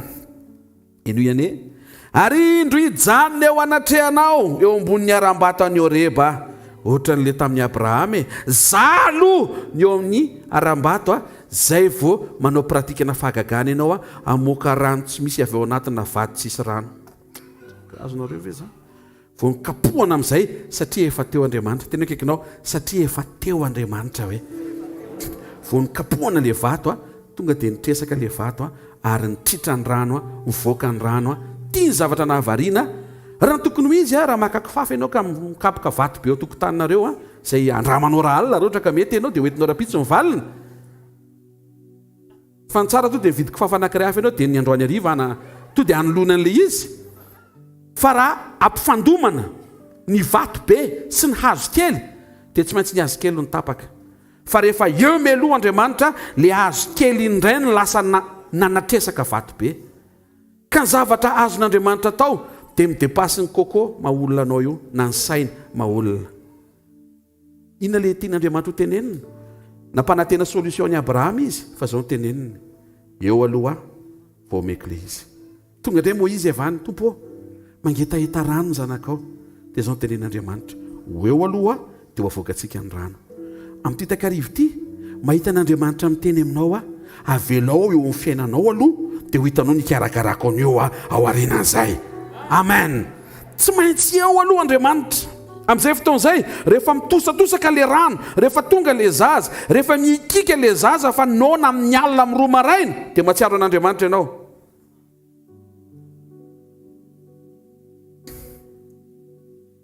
Ny réaction-n'ny olona mahafantatra avy amin'ny fanatrehan'Andriamanitra ny zavatra azony isaky misy événement na situation anankiray mampifamatotra amin'ny zavatra azony iny dia automatika ho azony tokony hatsiarovana hoe way raha tsy teo Andriamanitra tsy nahazo an'ity zaza ity. Ka nataontsika raha hoe efa reraka avy niandriondro tany Abrahama avy nivory avy nanao ny fikarakarana maro samihafa amin'ny maha olon-dehibe sy mpanapaka azy eo amin'ny tanàna ka mitomany-tampoka le zaza amin'ny roa maraina fa noana dia tsy sorena izy fa vao mikinaina le zaza hoe dia Andriamanitra no hitany, Andriamanitra no hitany, Andriamanitra no hitany. Dia raha vao tsy vita préparation tsara ianao vao mikinaina zany ampangino reniny oetinetoko tany eo dia patria. Le réaction mihitsy ny tsy mitovy satria sanatria anadinitsika hoe Andriamanitra no tao ambadika tao. Teto Andriamanitra nijoro teo anatreha Moïse dia niteny hoe eo anatrehanao aloha dia kapohy amin'izay ny vato fa mety eo. Avy ireny hoe fanatrehan'Andriamanitra aloha amen. Taontsika jery ny tantaran'ny Josoa niaraka tamin'Andriamanitra hiditra ny Kanana izy. Josoa dia mpanompo Mosesy ary Andriamanitra nanendry azy hoe enao no isolo amin'ny Mosesy ampiditra sy ampandova ny zanak'Israely ny tany Kanana. Inona ny secret nahatonga ny Josoa natanteraka soamantsara le mission nampiditra ny zanak'Israely ao tany Kanana? Fantatrareo hoe niasa ny zanak'Israely niala tany Egypta? Mpanao briky. Ireo firenena rehetra izay mifanena taminy tany amin'ny désert niala tany Egypta ka hatrany Kanana olona piady daholo, olona violence brutale be daholo. Zareo ny zavatra hainy manipinipy briky dia manitsaka le tany dia mandeha manongotra. Zay no mbo hainy. Fa zavatra mahafinaritra zay mihitsy ny ilain'Andriamanitra mba hahafantarany zanak'Israely fa tao anatin'izy ireo tsy nahay niatrika ady Andriamanitra niady ho azy. Ao anatin'ilay fotoana ohatry ny manao fampitahana ianao hoe tena mitongilana be mihitsy ny balance de force zany satria tsisy antenaina mihitsy manoloana an'ireo tafika be dia be manomboka ao Egypta any amin'ny désert ka hatrany Kanana dia Andriamanitra no ampitongilana ny balance anao fa izy mavesatra indrindra. Dikan'izay tsy nihita masonao fa le Andriamanitra miaraka aminao. Io zavatra lalovanao sy manjoanao io androany hariva vitain'Andriamanitra io amin'ny anaran'i Jesosy Kristy avy Nazareta. Dia ataonao miatoko fa 1:7. Zao no tenen'i Moïse amin'ny anaran'i Jesosy. Mahereza sy mahatanjahatra Josoa fa ianao sy ity fireneny ity dia hiara-miditra ao amin'ny tany izay nianianan'i Jehovah tamin'ny razany omena azy. Ary ianao no ampandova azy izany. 9. Ary Jehovah no mandeha eo alohanao. Tena kaikinao zay ndray hoe maraka ve tsika Ary Jehovah no mandeha eo alohanao ary izy no hiaraka aminao. Fa izy Andriamanitra zany any aloha izy sa miaraka aminao Mandriamanitra azy. sady aneloha izy no miaraka aminao. Ary rehefa tonga Jesosy naleo ny asa famonjena, sady eo aminao izy no ao anatinao. Asio tehaka mafy tsara ho an'i Jesosy. Tsy andao anao na afoy anao izy, ko aza matahotra na mivadi-po ianao raha Josoa. Kalma fotsiny fa tsy ianao no anao ny fomba rehetra andresena ny Kananita mampatahotra. Tsy ianao ny manendry tena. Ary raha ianao dia tsy vita. Vita. Fozandriamanitra, za elohanao dia za miaraka aminao ho hitantsika izy daholo ny eo anoloanao fa za efa nyteny fa azonao eo. Ny zavatra nytenen'Andriamanitra taminao zay, sao dia fadiny satria elapela izy tsy nitranga. Fa androany hariva ampatsiavin'Andriamanitra hoe averenao amponao ilay zavatra efa nyteneniny. Fa mahatoky ilay nanomenao ny teny fikasana, ary raha efa nanomboka satsara izy, hitahiry anao izy aratateraka an'izany sy antoka an'izany hatramin'ny farany. Amen. Tsoro vavolombelona Josoa tao aorianan'ilay vita ny Kanana. Tena kekinao vita ihany ilay Kanana hoe. Josoa 4:20 naran'i Jesosy. Hozy izy Josoa, eto amin'izay Josoa no miteny, le teo Moïse, ty Josoa. Ary Jehova nanoroaka ny firenena rehetra teo anoloantsika, teo ny Amorita izay nonina teto amin'ny tany, ka zahay koa dia mba hanompan'i Jehova izy no Andriamanitsika. Tonga dia mazava be ny déclaration de Josoa, tsy niteny izy hoe voninahitra ho an'Andriamanitra fa ny tena no mpitaritafika mahay ary isaorana ny tombo fa nivaly amin'ny fiaretatory rehetra tanatin'ny fitariana ny tafika ho voninahitra Andriamanitra irery ihany. Tsisy an'izay. Fa vao mitsoro be Josoa, tonga dia zao ny teniny Josoa, Andriamanitra ny napiditra antsika. Andriamanitra ny nandroaka an'ireo fahavalo ireo. Raha fantatrao marina fa miaraka aminao Andriamanitra ary izy no anao ny vavolombelona, dia tokony ho hainao ho azy ny mamerina ny vavolombelona ho an'Andriamanitra. Misy fotoantsika mety mieritreritra fa avy amintsika ilay izy. Fa te hiteny aminao raha ianao rery niantrika amin'ny fiainanao, ho reraka eo ihany. Misafidiana hiaraka amin'Andriamanitra hatramin'ny zavatra faran'izay kely sy bitika indrindra ka hatramin'ny zavatra faran'izay goavana indrindra. Avy eo Andriamanitra ny teny mivantana tamin'ny Josoa, ao amin'ny Josoa 4:20, eo ambony kely eo amin'izay ny 9:12 ka hatramin'ny 7:12 amin'ny anaran'i Jesosy. Ary nitany Jordanareo ka nakany Jeriko. Niady taminareo ny mponina tao Jeriko mba amin'ny Amorita sy ny Perizita sy ny Kananita sy ny Etita sy ny Girgasita sy ny Hivita sy ny Jebosita.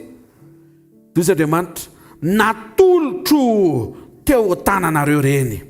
Nampandehaniko teo ny loanareo ny fanenitra izay nandroaka azy teo ny loanareo, dia ny mpanjaka rota amin'ny Amorita fa tsy tamin'ny sabatra ao na tamin'ny tsipikanao. Eto Andriamanitra mijoro vavolombelona eo imason'ny Josoa hoe fantatra very Josoa, tsara be ny sabatra ao, maranitra ny sabatra ao, mahay mampiasa sabatra ny tananao, fa reto mpanjaka roa ny Amorita reto tsy ny sabatra ao, tsy ny tsipikanao na tonga an'zareo voaroaka, fa zany naniraka frelon, fanenitra. Any mbadimbadika any zany Andriamanitra efa manao ny fomba rehetra mba hisehoany fandresenao. Fa teto Andriamanitra nampatsiaro hoe tsy ezakao ane le izy fa za efa niteny ary za miaraka aminao o Andriamanitra tamin'ny Josoa. Aty amin'ny asan'ny apôstôly koa 10:9-10 dia hozy izy Paoly apôstôly amin'ny anaran'i Jesosy hoe ary rehefa nandrava firenena fito tany amin'ny tany Kanana Andriamanitra, izy hozy izy fa Andriamanitra io resahana io, dia nampandivay ny tany Kananita ny zanak'Israely. Telaza aminao fa raha nanana problema ry Josoa hoe ahoana moa ny idirana ny tany Kanana, firenena mpanao biriky, hiatrika fanjakana sy mpanjaka efa raika amin'ny 30, mpanjaka manana soavaly, kalesy, ary ny Kananita dia nisy mponina anisan'ny ngeza be, géant. Fozy Andriamanitra, za no apiditra anao any. Dia zareo tsara le teneniny, hozy izy Moïse, Jehova nandeha eo alohanao, dikan'izay tsy iseho zany le fandresena raha tsy efany aloha Andriamanitra. Ary tsy ho aseho man'le fandresena amin'ny fiainao raha tsy miaraka aminy aloha ianao, raha tsy miaraka aminao aloha izy. Misy zava-dehibe dehibe azo aseho alohan'ny fiafaran'ity taon'ity, mifantohy tsara anatin'ny fiarahanao amin'Andriamanitra. Aza atao atsarambina ny fiarahanao amin'Andriamanitra. Aza miazakazaka any amin'le hoe aiza le Isaka mba ho teraka, aiza le rano mba ho sotroina, aiza le Kanana mba ho lovaina. Tsy zay mamaky an'Andriamanitra fa raha eo alohanao izy, raha miaraka aminao izy, ary indrindrindrindra ao anatinao izy hitranga rangaha zany amin'ny anaran'i Jesosy. le Andriamanitra nanome zazakely tamin'izany eny hanome anao an'ilay zavatra mety nampanantenany taminao androany mety ho zaza mety tsy haiko inona le izy le Andriamanitra namoaka namadika an'le rano mangidy ho lasa rano mamy le rano le mahatonga antsika rehefa any amin'ny korazady dia mitady rano mamy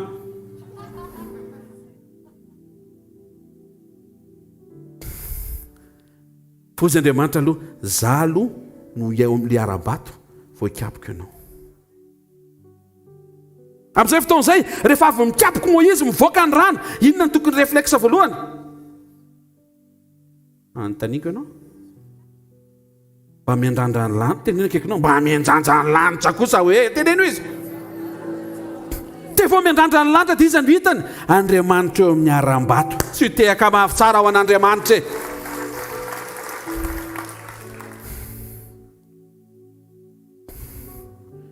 isika sy ny famonjen'i Jesosy ny fanoharana faefatra ho raisitsika zao ny tenen'i Jesosy eo amin'ny Jaona toko 1:12 nijery izy nanana problema ny zanak'olombelona nanoty Adama sy Eva avy amin'ny fametrahana ny feo menarana ho mihoatra no feo an'Andriamanitra napiresahan'ny menarana ny zanak'olombelona nanontaniany hoe fa inona kiny tenenin'Andriamanitra dia namaly Eva hoe raha mihinana io tsy mofo raha mihinana io voankazo io zay dia maty tonga dia nitoerany devoly raha hoaninao io tsy maty ianao andramo ane dia nanandra ny Eva ozy le menarana maty sa tsy maty ozy izy Eva ohatrany tsy maty tsy fantatra Eva fa tian'Andriamanitra tenina amin'ilay maty tafasaraka amin'Andriamanitra 930 ans aty aoriana maty Adama tsy haiko izy maty aloha na Adama na Eva fa raha maty Adama ataontsika Eva zany mbola teo Eva vao tonga saina hoe inona le tiary le nitenenin'Andriamanitra ohatry ny 370 taona vao nitranga fa nitranga ny vavolombelona tsy miandry 370 taona ny vavolombelona le Andriamanitra ny teny no mampitranga zay niteneniny hatramin'izay hitranga amin'ny anaran'i Jesosy Kristy avy Nazareta dia rehefa very ny olona dia nitondra solution Jesosy inona solution netiny mila vonjena ny zanak'olombelona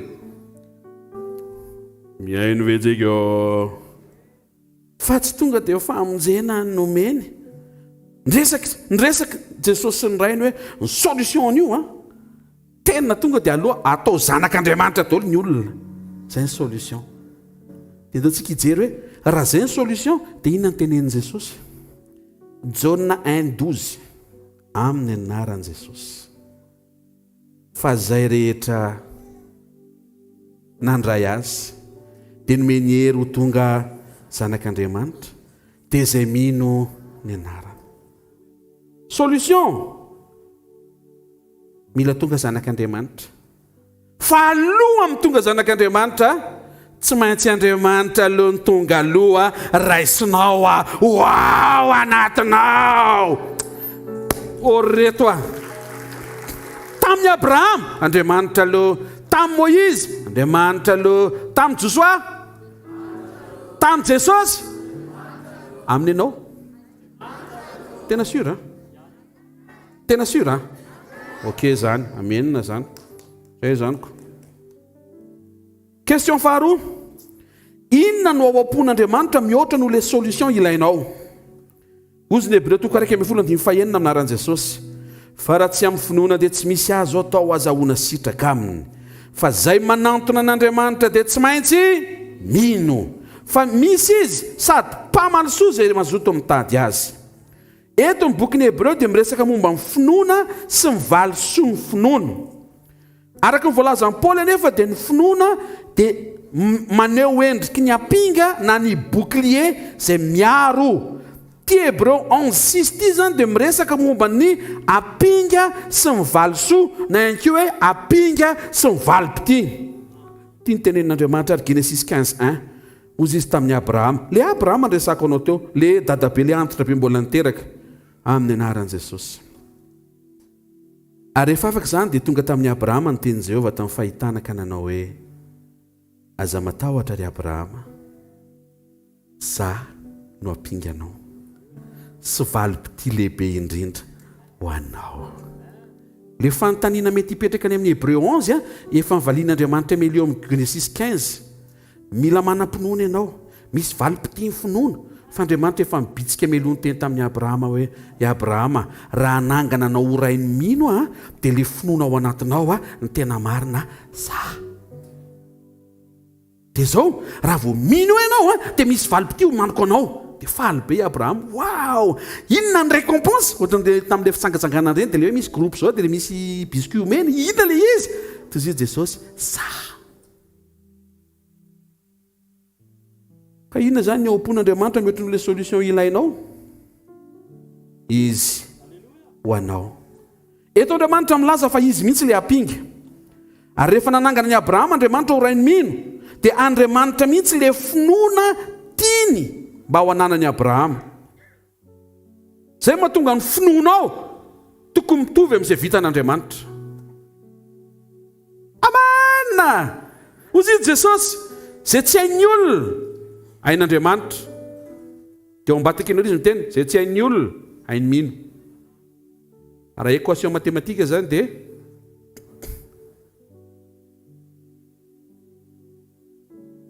mino égale tout est possible. Dieu égale tout est possible. Variable efa hita ireo mino égale Dieu. Ny finoanao zany androany hariva dia izay vitan'Andriamanitra. Tena akaikinao, inona ny vitan'Andriamanitra hoe? Fa tokony ho zay ny finoanao hoe. Dia antanio izy, mbola vitany ve io ka anao io hoe? Mba antanio ohatr'izay izy. Maninona? Mba valio ilay namanao nantana dia valio izy valiana fa tsy za. So dia efa mandeha ny fotoana dia efa miaina ny heriny. So dia mahery vaika mois de janvier ny Andriamanitra fa rehefa arakaraky ny mampangatsika ny andro sy mahatonga ny Desambra dia miaina ny heriny. Sa tamin'ny andron'i Jesosy tonga nofo teto ambony tany tamin'ny andron'ny apôstôly ny tena nyrehatra ny herin'Andriamanitra fa arakaraky ny nandro sy ny vanim-potoana dia niena misy délestage ny hery. Teneno akaikinao, tsy miova izy hoe, tsy miova ny heriny hoe ary tsy miova ny toetrany hoe sy teka mafy tsara ho an'ny tompo e.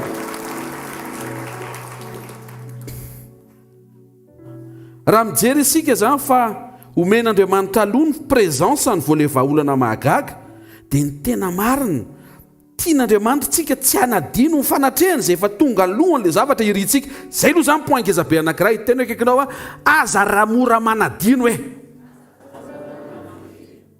Ina moa ilay hira le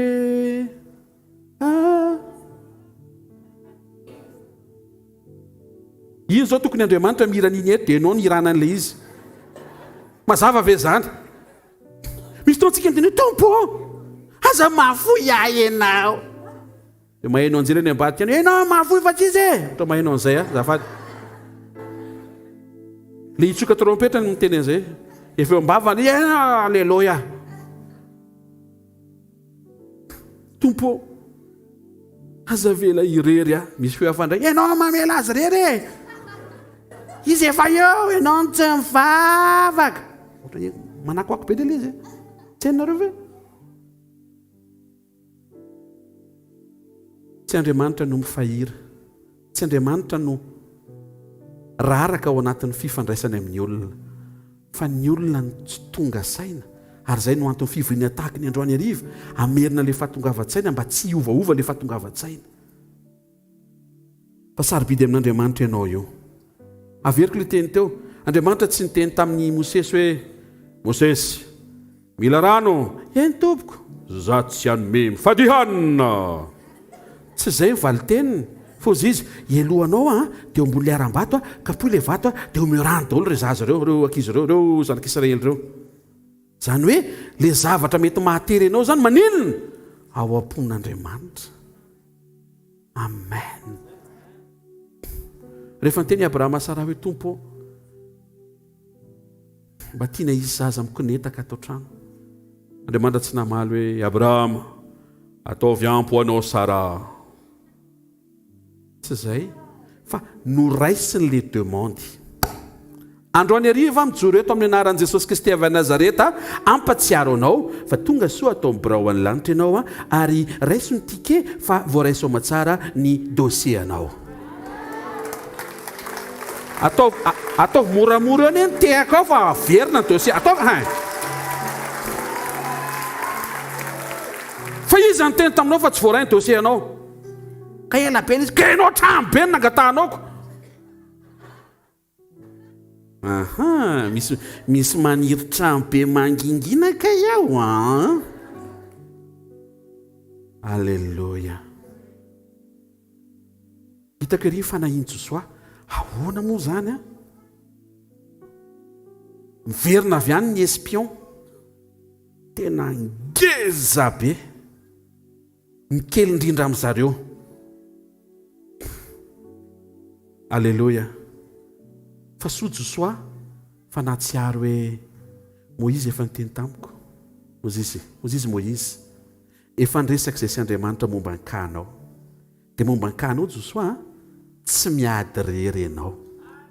Ianao mbola tsy tonga ny Kanana fa Andriamanitra efa mielohanao any. Efa sur terrain izy manomana terrain. Sady tsy vitany ihany izy fa sady miaraka aminao koa ary izay niteneniny tsy maintsy efainy. Amen.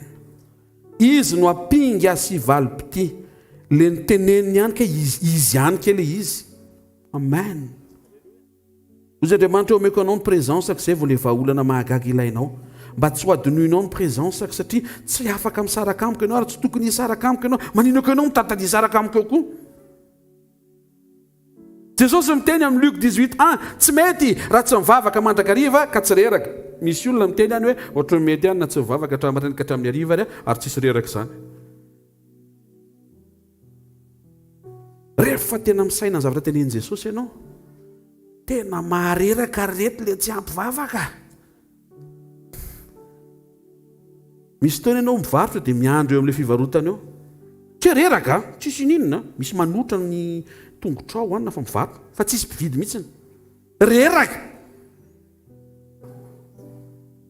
Reraky ny tsy miditra.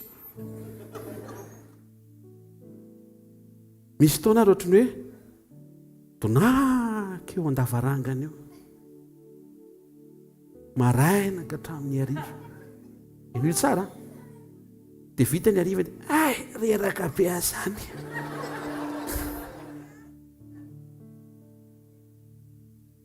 Aza lanina amin'ny zava-poana amin'ny fotoananao. Pasteur, tsahany tena tsisy asa dana mivavaka. Tsy hivavaka mba azo asa fa ampiasao le fotoana efa tsy hanaovana ninina, dana aloha mivavaka aloha, amboary tsara aloha fifandraisanao amin'ny fanatrehan'Andriamanitra. Hitantsika avy amin'ilay teny be dia be rentsika teo fa tsy any amin'ilay zavatra manahirana amin'Andriamanitra, fa raha sanatria amin'izany omeny le asa dia eo ianao zay vao tena manadino azy. Tsy mahazo manadino azy tsy ianao manomboka androany satria efa itsoka ny trompetra, efa ody ny fiangonana ary efa ivery ny Jesosy ary ho tonga ny farany. Amen. Eto Jesosy dia miteny fa tsy le présence mielohan izay ilainao fotsiny, fa le présence mihitsy ny tokony ho tsapanao hoe tena ilaiko. Amen. Question manaraka. Ahoana no ahafahako miaraka amin'le présence mba hisitrahako an'le avy amin'le présence ny teneninao teo ary? Zavatra anankiray no hitako aloha. Ny fifaliana dia mitahiry fanatrehana. Ao amin'ny birao any lanitra ny resakanao teo nandraisana ny dossier ny fidiranao dia tsikitsiky. Tsy misokatra zany ny varavaran'ny birao any lanitra mandray ny dossier anao raha vao tsy mitsika ianao. Ary misy capteur le izy. Raha vao hitany hoe sourire azonao hoe sourire tsy dia tena avy any anaty ny fo. Dia miziriziry varavara tsy mety misokatra. Mazava. Dia rehefa tonga amin'Andriamanitra ianao tsy afaka hiteny hoe Andriamanitra voay. Izy Andriamanitra hoe zany namorona voay fa za tsy voay. Za Andriamanitra, alleluia.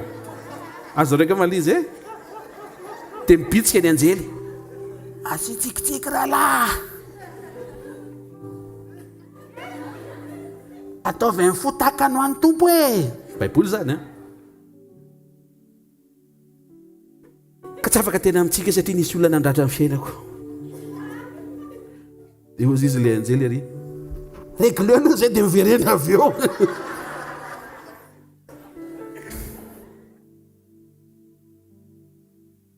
fa maninona miteny hoe fifaliana mitahiry présence ozy izy salamy 16:11 amin'ny anaran'i Jesosy ampafantatra ny lalanainy ianao fa avy kisam-pifaliana no eo anatrehanao ary fafinaretana eo an-tany ankavanana mandrakizay voky ny trano ianao hitan'ny olona ho aizy nareo reny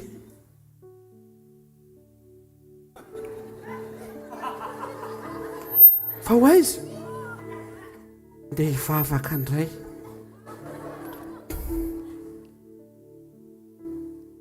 fa nga tsy mahafinaritra le mivavaka mahafinaritra ihany dia avy eo tonga saina tamiko ianao dia fa tsara Jesosy a raha iso izy nazary le olona miteny kakirahatsena zao veno tsy trany olona andeha hivavaka zany tena tonga dia tsy tafandromandro mihitsiny amin'ny telo sasany miravo telo sy fatelo nefa manao ohatr' zao bro halleloja efa mivavaka Andriamanitra ataovy mody aloha patron amin'ny telo tsy hoe satria andeha ody fa andeha eo amin'ny fanatrehan'Andriamanitra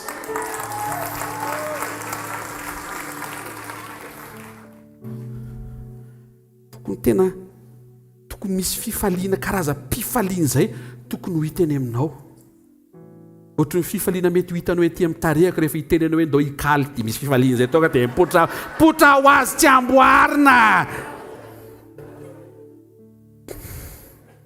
mety tsy voatery hitoviny atsika misy hafa misamsamy mananao ao misy hoe andao hihira tonga dia velona fanantenana misy olo tena tsy amin'izay mihitsiny misy indray hoe andao itsika hijiry vidinetana fa tsy vidy dia mahafinaritra azy mihitsy zay misy koa zay azareo hoe samy manana ny fifaliana zany fa le fifaliana resahana eto le anao misaina hoe raha vo tonga eo amin'Andriamanitra indray zao za wow inona taony moa ny zavatra vitany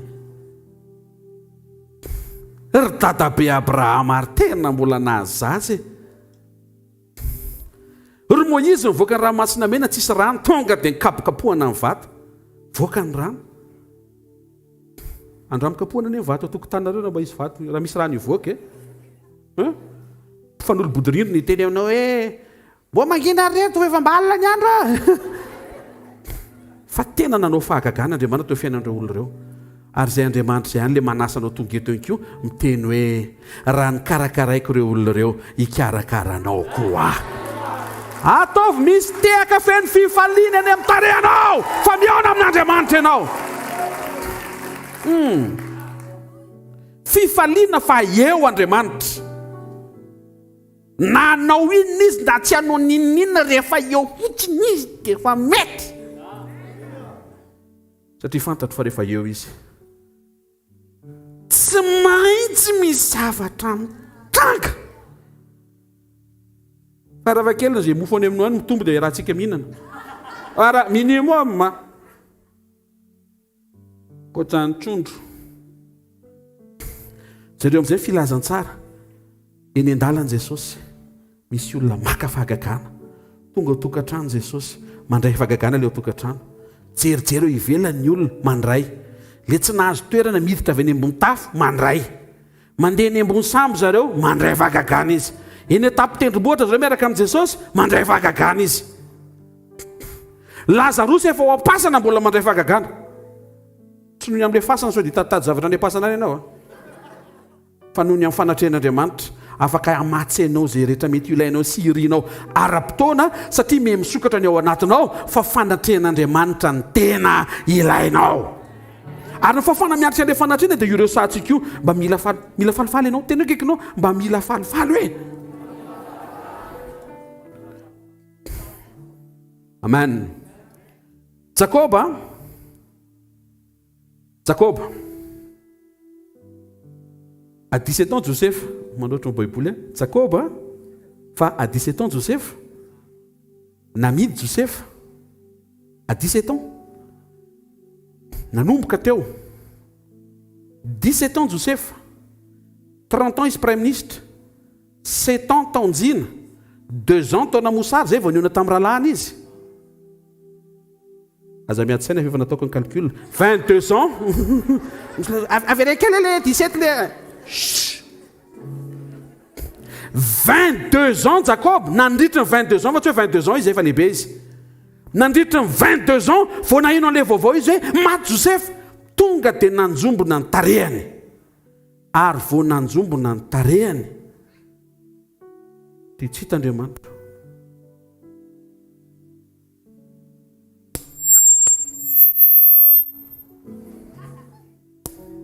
Ato mety. Dia tia misy zavatra anankiray. Vao namidy andevy Joseph, Genesis 39, ary Jehova nomba an Joseph. Misy zavatra zany reto. Le dada ry tonga dia manjombona, tonga dia tsisy Andriamanitra. Zaza na tsipy sy narina eto mbola eo Andriamanitra. So dia mba ntsikitsiky kosa rangahy Joseph na dia tanaty situation faran'izay mafy be ary andraso ametraka fantanina, so dia mba ntsikitsiky kosa laly Joseph io hoe fa teteny aminao fa zay mihitsy marina, na dia namido andevo ary izy dia vitany Joseph nanamboatra ny fony hitodika hijery an'Andriamanitra. Namantarana an'izay rehefa tonga ny fotoana réconciliation, rehefa maty soamatsara Jacob dia ozy izy tamin'ny rahalahiny hoe nareo anie ny sainan'ilay izy ho ratsy izy fa Andriamanitra namaty an'ilay izy soa. Tena mafimafy kely aloha vao natsipy tanaty lavaka, iny aloha mafy kosa mafy eny. Fa vao tonga tanaty lavaka, vao tsy nisy rano, tonga dia nitily Joseph. Manana tsisy rano, manana tonga dia fotaka miamortir an'ilay chute. Baiboly dia milaza fa bikana sady tsara tarehy Joseph, zany hoe tsy folaka tao zany lohaliny. En forme be izy mivoaka avy tamy matoa taitaitra i madama fady Potifara.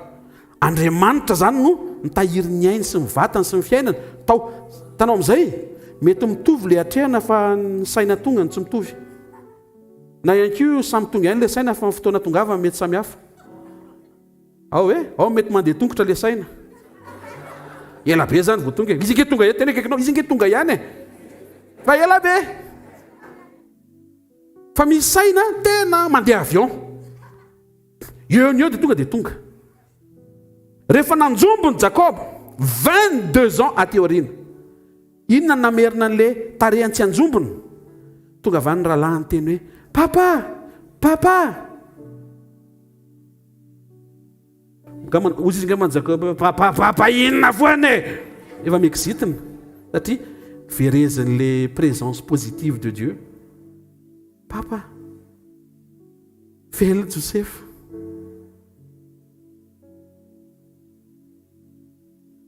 Raha koa vaty manany any olo dehibe eo. Finoana koa zany efa tsy aotsony. Tena marina papa, jereo ne ty fiara zany lay izy, ty fiara kalesy. Jery ny Jacob, reto zanako ny Iraka reto tsy nitondra fiara nandehanakany. Fiara niza zany nentin' zareo miverina io, so dia ampidoza manaraka anizy io any Joseph. Ary Joseph niteny taminay hoe teneny dada hoe velona soamatsara hony dia mba andao niaraka aminy any Egypte. Genesis 45:27 amin'ny anaran'i Jesosy dia nolazain'izy ireo ny teny rehetra izay efa nolazain'i Josefa taminy. Ary rehefa hitany sarety, taitairany sarety, alleluia. Ary rehefa hitany sarety izay efa nampitondrain'i Josefa hitondrana azy, 45:27 zalahy. Ary rehefa hitany sarety izay efa nampitondrain'i Josefa hitondrana azy, maninona hony? Maninona pastera hoe maninona? Zay vao velona ny fanahin'i Jacob 22 ans aty arina. raha samy velomina iandra nga io zandrasana faindania mba mariny mba velomy androany ariva dia manzetsika miara mahita vavolombelona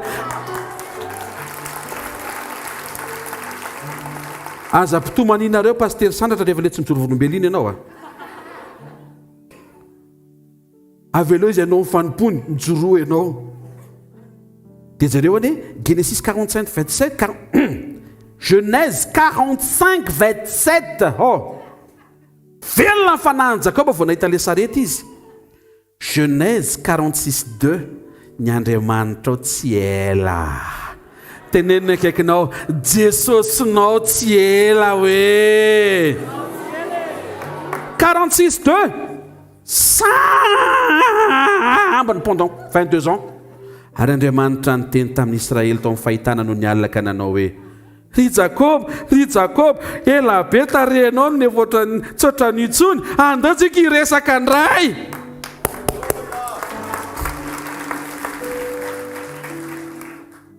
io pôziny tarehinao io zany tena mety tsy apozinao maninanao ndray tarehako tsy hoe maninona fa raha tena miatrika an'Andriamanitra zany tsika tokony ho feno tsikitsikim-panantenana sy feno fifaliana sy fientanentanana tsy ahazavaina kôdikôdy tsy fantatra ohatry mailomailo ohatry ny zavatra hitranga nefa tsy hoe inona le hitranga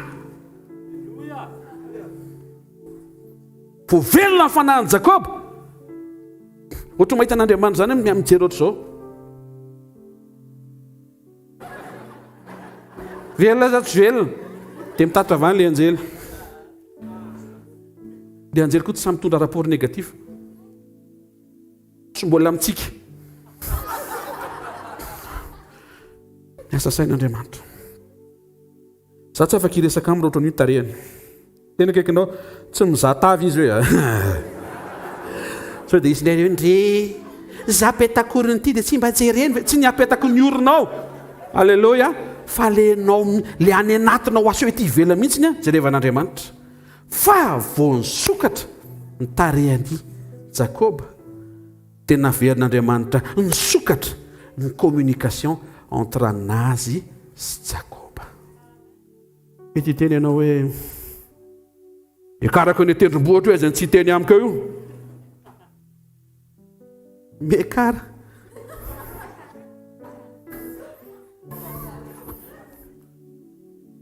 mampamangy ane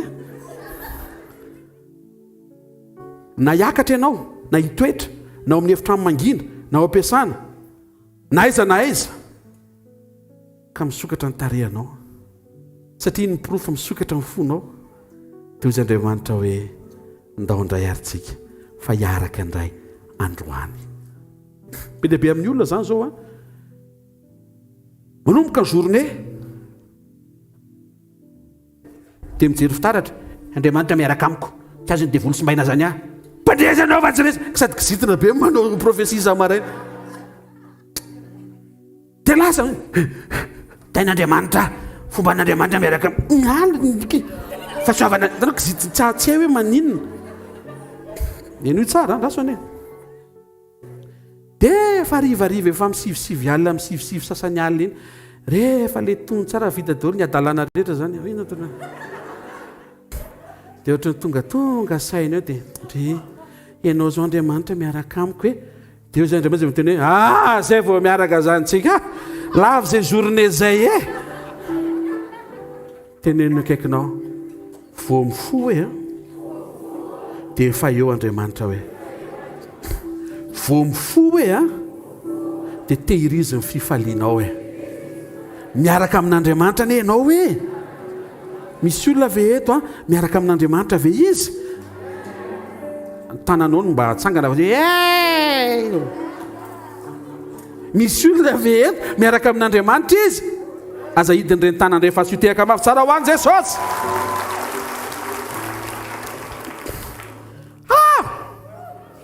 na variana reto 13 ans Joseph andevo fa teo Andriamanitra zany io nandritra ny 13 ans zany Joseph tena ambiance foana alleluia tonga avy poty faraka zita vao maraina ok ataoko ny sovaly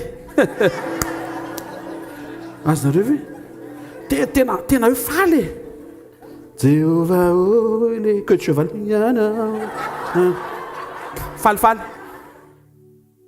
foana 13 ans izy amin'io andevo akoatra izy andevo atsipy anatiny any prison ndray any manisy ambiance alleloia tsy miankina amin'ny toerana le izy hoe fa ao anaty teneno akaikinao tsy miankina amin'ny toerana le izy hoe fa ao anatinao le izy hoe tonga amin'ny prison ndray izy mila vaniny zany le lehibe ao reto vaty reto afindra hoe ry fa manena afindra fotsiny okerany diovina ve le vato teneno akaikinao satria fantatra Josefa hoe tsy ho eo foana izy ka raha eo izy androany dia hifaly miaraka amin'Andriamanitra izy eo rehefa tonga amin'ny fotoana lasa premier ministre amin'izay Josefa miaraka amin'ny garde de corps tsy azoko tiana vao tady tenena hoe ry vato ry afindra hoe toa dia vao tsy tapitra koa no frazenao dia misy misaotra dia manapaka ny tendanao satria maninona tsy azo atao an'izany tsony izy ary eo Josefa miteny hoe za zany te any amponja amindramindra vato tsy mahazo makantsony io toerana misy ianao androany io asio tsikitsiky sy fifaliana dia tena ataovy mahafinaritra be miaraka amin'Andriamanitra io androany sy eo misy ianao io fa ianao tsy manapo fa mety tsy eo tsonydray ianao rapitso dia andray ianao mifaly miaraka amin'Andriamanitra amin'ilay androany omendray amin'izay fotoan'izay Josefa tsy hoe efa lasa premier ndre tsaroka tany amponja tsisy an'izay tsony efa nivitainy daholo zay tokony atao tany efa nivitainy daholo zay tokony atao tao amin'ny Potifara fatany fa eo Egypta indray izy ary eo indray zany no misy eo any amen ny ainy Jakoba dia mifamatotra tamin'ny ainy Josefa sy Benjamina mety micomprendre ny Jakoba ihany hiezaka ihany hicomprendre ny Jakoba ny antony Rachel ny tena tiany Jakoba ary ny zanaka naterany tamin'ny Rachel dia Josefa sy Benjamin zavatra nitranga nefa ifa Benjamin Josefa maty avy eo indray niteraka ny Benjamina maty indray koa i Rachel dia tonga avy andray koa le rahalahy dia hoe ty Benjamin ty indray zany metsika any zanatry maty any indray satria efa miverimberina be le problème dia laza tsy nisokatra ntsony afaka miovana iny situation ary le neritreretiny fa maty ane tsy maty fa velona Jesosy zany mety eritreretinao fa maty fa nandalo fahafatesana izy fa efa velona izy zao tsika miteny zao amen Joela toko voalohany dia 12 aminaran'i Jesosy ozy izy Joela mahaina voaloboka rezansaika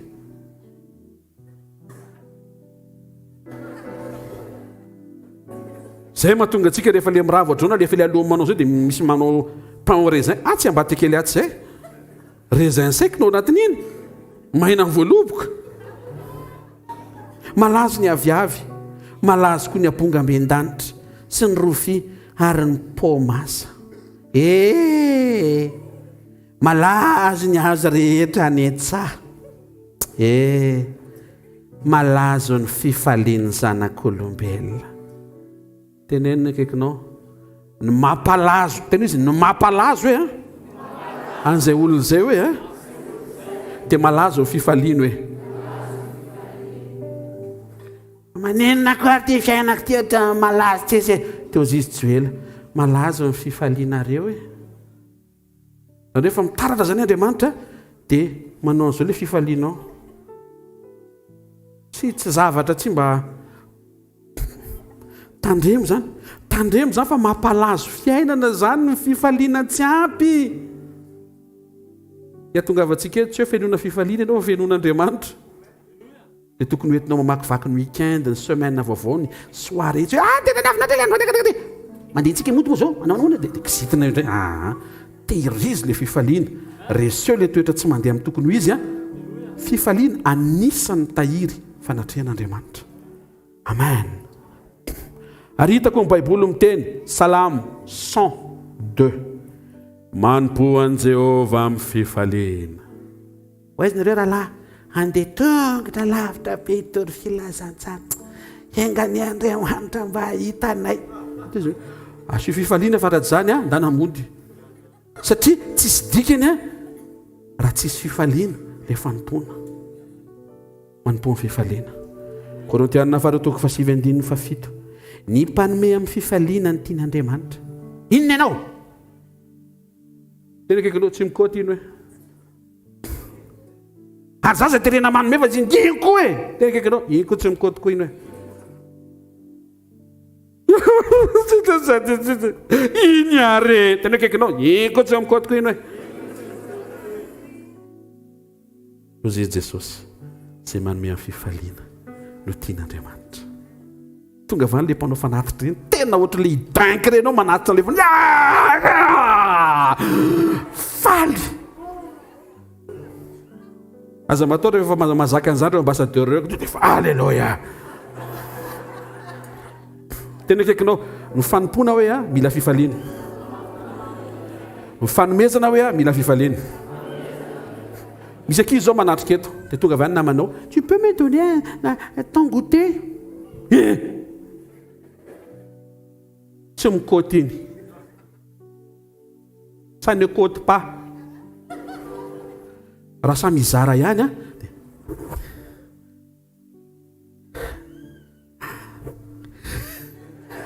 azoko an'ile izy fa afaka ho anao ahy. Amen.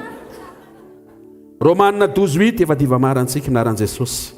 Izay mamindra fo dia aoka ho amin'ny fifaliana. Misy olona manao fahadisoana tonga eo aminao. Mamindra fo aminao tena kaikinao tsy mikotiko iny. Za ve fa sady asena mamindra fo mbola tsy mikoty izy. Ka ozy ny Baiboly raha mamindra fo dia maninona? Tikitiky tsikitsiky. Le olona amin'io tsy mifona aminao fa tonga dia amin'ndrano fo. Filipianina 1:4 naran'i Jesosy. Mandrakariva amin'ny fivavahako rehetra ho anareo rehetra ka mangataka amin'ny fifaliana. Loalikao zany vao mipetaka ka nitarehanao manjombona dia brûler le zavatra. Tsy mandeha amin'izay laune, tsy mipetaka amin'ny batterie, may le fil. Mazava ve?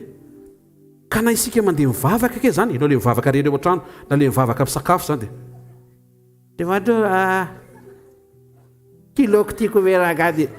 Tena kaikinao rehefa mangataka hoe rehefa mivavaka hoe dia amin'ny fifaliana hoe. Amen. Misy olona ve nandray zavatra androany takariva? Tsangana hoe mba ho hitako tsara rany hoe ao fontananao dia resaao Andriamanitra tompo sarobidy amiko mifanatrehanao fa mifanatrehanao nomenao aloha zay vao le fahagagana iriko ary mifanatrehanao mihitsy le tena ilaiko. Manomboka amin'ity takariva ity dia tsy tiako ho diso mifanatrehanao amin'ny alalan'ny fahadisoan'ny fifaliako. Entiko tanatrehanao ny foko ny fomba fijeriko sy ny fomba fiatrehako fiainana tompo mba ahaizako mamoaka an'ilay fifaliana efa napetraka atao anatiko isamaraina vao mifo satria fantatra hoe miaraka amiko mifanatrehanao. Misaotra sy makasitraka anao zany amin'ny fotoana androany hariva. Tsarovony tsarary avy izay tonga eto nanao sakrifisy izy ireo Jesosy avy any amin'ny fiaina andavanandro, avy any amin'ny fianarana, avy any amin'ny fiasana, avy any an-trano. Aza vela hiala maina izy miala eto amin'ny fanatrehanao. Aoko voatahiry ny fifaliana voarainy avy amin'ny fanatrehanao satria miaraka amin'ny fanatrehanao foana izy. Aoka ho feno ny rakitry ny teny ao anatin'ny fony izy ireo araka ny voalazan'ny Baiboly hoe aoka ny tenin'ny Kristy ameno anareo. Tsarovy izay rehetra miadikady tonga eto androany. Ampahirezo izy mba halala tompo fa rehefa nanjombona ny tarehan'i Jakoba dia nanjavona niaraka tamin'izay koa ny fanatrehanao. Fa rehefa velona ny fanahany dia niverina niaraka tamin'izay koa ny fanatrehanao. Ny teny sy nampahery azy ary nanome azy ny taridalana. Izaniza kivikivy manatrika eto Jesosy aoka iongotra izay rehetra tsy nambolenao. Ninona mety ho antony mahatonga le fanjombonana, le fahakiviana sy le fahalazona. Raha tokony ilana famelan-keloka izany dia aoka hatanjaka ny toem-panahiny zanaka tsirairay avy manatrika eto avita motsitra sy amela heloka mba hisokafan'le fo amin'ny tsiky sy fifaliana ary fanantenana hifankahitana aminao indray androany hariva. Tsarovy izay rehetra manana olana amin'ny fianarana amin'ny asa mandrara amin'ny tokatrano. Eny fa na dia niara-panasitranana aza dia efa miteny ianao hoe ny fo ravoravo mahasalama tsara. Vavaka izay ray amin'ny anaran'i Jesosy ho fiainanay ny fiainam-pifaliana, na inona mitranga na inona miseho, satria fantatray hoe eo ianao. Ary satria eo ianao dia novalianao izay rehetra mety ho fahaterena lalovan'ny zanakao ara-potoana rehefa mialoha ny fanatrehanao. Tsarovy izay rehetra manana ady vesatra salobona. Nizaniza mety ho tsy fantantsoa izay tokony atao eo amin'ny fiainana.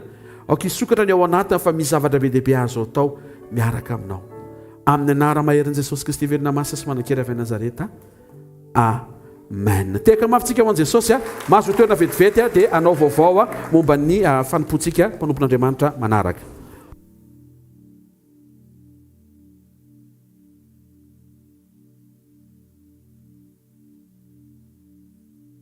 Alleluia.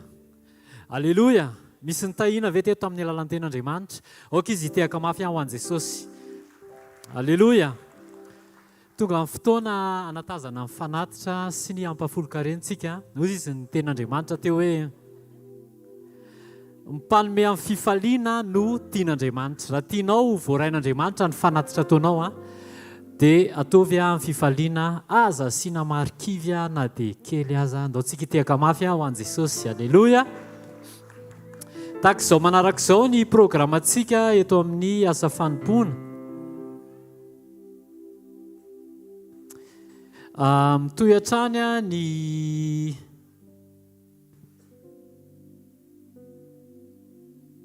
fananganana ny centre HVKL. Alleluia. Andao aloha tsika hitehaka mafy ho an'i Jesosy. Amen. Tsika moa izany tsy hoe mipompy tsika, tsy manao pompy rakotra, tsy manao pompy hoe ezaka centre, ezaka radio, fa tena hoe ataovy amin'ny fifaliana. Rehefa anao dia ataovy amin'ny fifaliana ho an'Andriamanitra. Amen. Amen. Ya, fotoanantsika rapitso maraina amin'ny 7 eto amin'ny trampokon'Olanalakely dia miverina eto tsika fotoana manokana communion na fotoam-pandraisana fanasan'ny tompo. Jesosy manasa dia tongavy ianao fa tsy ho diso anjara ianao. Amen. Hoy izy ny tenin'Andriamanitra teo tamin'ny alalan'ny mpanompony hoe Andriamanitra aloha voany zavatra rehetrarehetra. Andao tsika ametraka ho loha laharana foana an'Andriamanitra, ary ao anatin'izany rehefa Andriamanitra miteny hoe asy fotoana rapitso maraina amin'ny 7 dia hiazakazaka za, dia teneno ny tenanao hoe hiazakazaka koa za, hoe hiazakazaka koa za dia hiazakazaka ianao ho tonga eto amin'ny 7 maraina. Andao tsika hitehaka mafy ho an'i Jesosy. Alleluia. Rapitso asabotsy ihany any France misy fotoana ao amin'ny 36 avenue Garlande, dia ohatr'izay koa ny any Marseille amin'ny 3, any amin'ny 39 avenue Comtesse Likipastre. Dia raha ohatra ianao ka any ivelany any marian'izany filazana izany dia afaka mifanoratra amin'ny pasteur Tomi na pasteur Rija na pasteur Laza raha an-tany fivoriana ao France, ao Paris. Fa mifanoratra kosa amin'ny pasteur Onja sy pasteur Live raha amonjy any fivoriana any Marseille. Alleluia. Fotoanantsika alatsinainy dia miverina tahaka ny isan'andro ihany, verina tahaka ny latsinainy ihany. Latsinainy talata alarobia dia misy ny sekoly manomboka amin'ny 7 maraina ka hatramin'ny 9 sasany ao amin'ny Shoprite Analakely. Sekoly latsinainy sekoly fanasitranana, talata sekoly famana olana, ary ny alarobia sekoly fitahim-pana sy fanambinana ho an'ny tsirairay sy ny isa-tokantrano. Amen. Amen. Atsangano hoe ny tananao raha nahita ny fahatsaran'Andriamanitra ianao fiovan'ny toe-panahy tamin'ny alalan'ny fanatrehanareo fotoana sekoly latsinainy sy talata sy larobia ireo. Atsangano ohatran'izao hoe ny tananao. Hitanareo fa marobe antsika. Andao aloha tsika hitehaka mafy ho an'i Jesosy. Alleluia. Dia tongava asaony namana maro ireo manaraka antsika any amin'ny FB sy ny sisa. Tena noho ny amin'ny fotoana dia tsy afaka izy tonga amin'ilay sekoly fa raha mbola afaka ianao dia tongava. Amen. Dia amin'ny zoma amin'ny herin'ny androany dia miverina eto ihany tsika amin'ny 4 hatramin'ny zao amin'ny 4 sy 1 amin'ny 9 sy 1 mety amin'ny 9 sasany eo tsika mirava fa tongava ianao. Amen. Manasanao hitsangana dia ahinjiry eto amin'ireto box reto ny tananao. Andao tsika ivavaka. Ray amin'ny anaran'i Jesosy misaotra anao zay a. Amin'ny fifaliana tokoa Jesosy no anoloranay izany ho anao. Jesosy a, ta io a mba ho tonga fanan'olona marobe ho ao amin'ny fanjakanao. Ta io Jesosy mba hisy fanahy mitsangana. Ta io mba hisy fanahy ho tafatoetra. Ta io Jesosy mba hisy fanahy ho voatahiry mandrapiverinao. Eny amin'ny raha ho any lanitra Jesosy. Raisy zany Jesosy ho anitra kasitrahany ao anatrehanao a. Amin'ny anaran'i Jesosy Kristy avy Nazareta. Amen. Andao tsika hitehaka mafy a sady andraisantsika mpanompon'Andriamanitra. Amen. Halleluja. Tamin'ny herinandro lasa teo iny tsika dia nisy zanak'Andriamanitra avy tatao amin'ny asa fanompontsika vita soamatsara fanamasinana tokantrano sy fitsofandrano a. Hiteka matsara ho an' Jesosy tsika dia andray animika sy diary a ho arabaitsika miaraka eto amin'ny asa fanompona. Amen. Eny tokoa izy mivady a faly tena faly be amin'ny anaran'ny mpiara-manompo rehetra amin'ny alalan'ny asa fanompona amin'ny alalan'ny ray aman-dreny pasteur Rodolphe zay tsy eto fa isoloko tena noho ny amin'ny fandaminana mirary ny fahafenoa fahasoavan'ny tompo feno ny amin'ny fahatanteran'izay dingana sarobidy be zay dia nitondranareo ny fanirianareo roa anorina ny tokantrano ho araka n'Andriamanitra ho araka ny sitrapo n'Andriamanitra.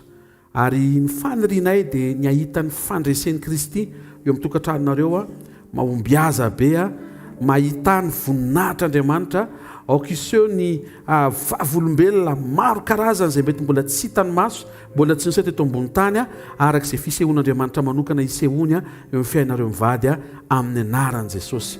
Tongava aminareo arak'izay isa arak'izay isa irinareo amin'ny anaran'i Jesosy Kristy Tompo. Amen.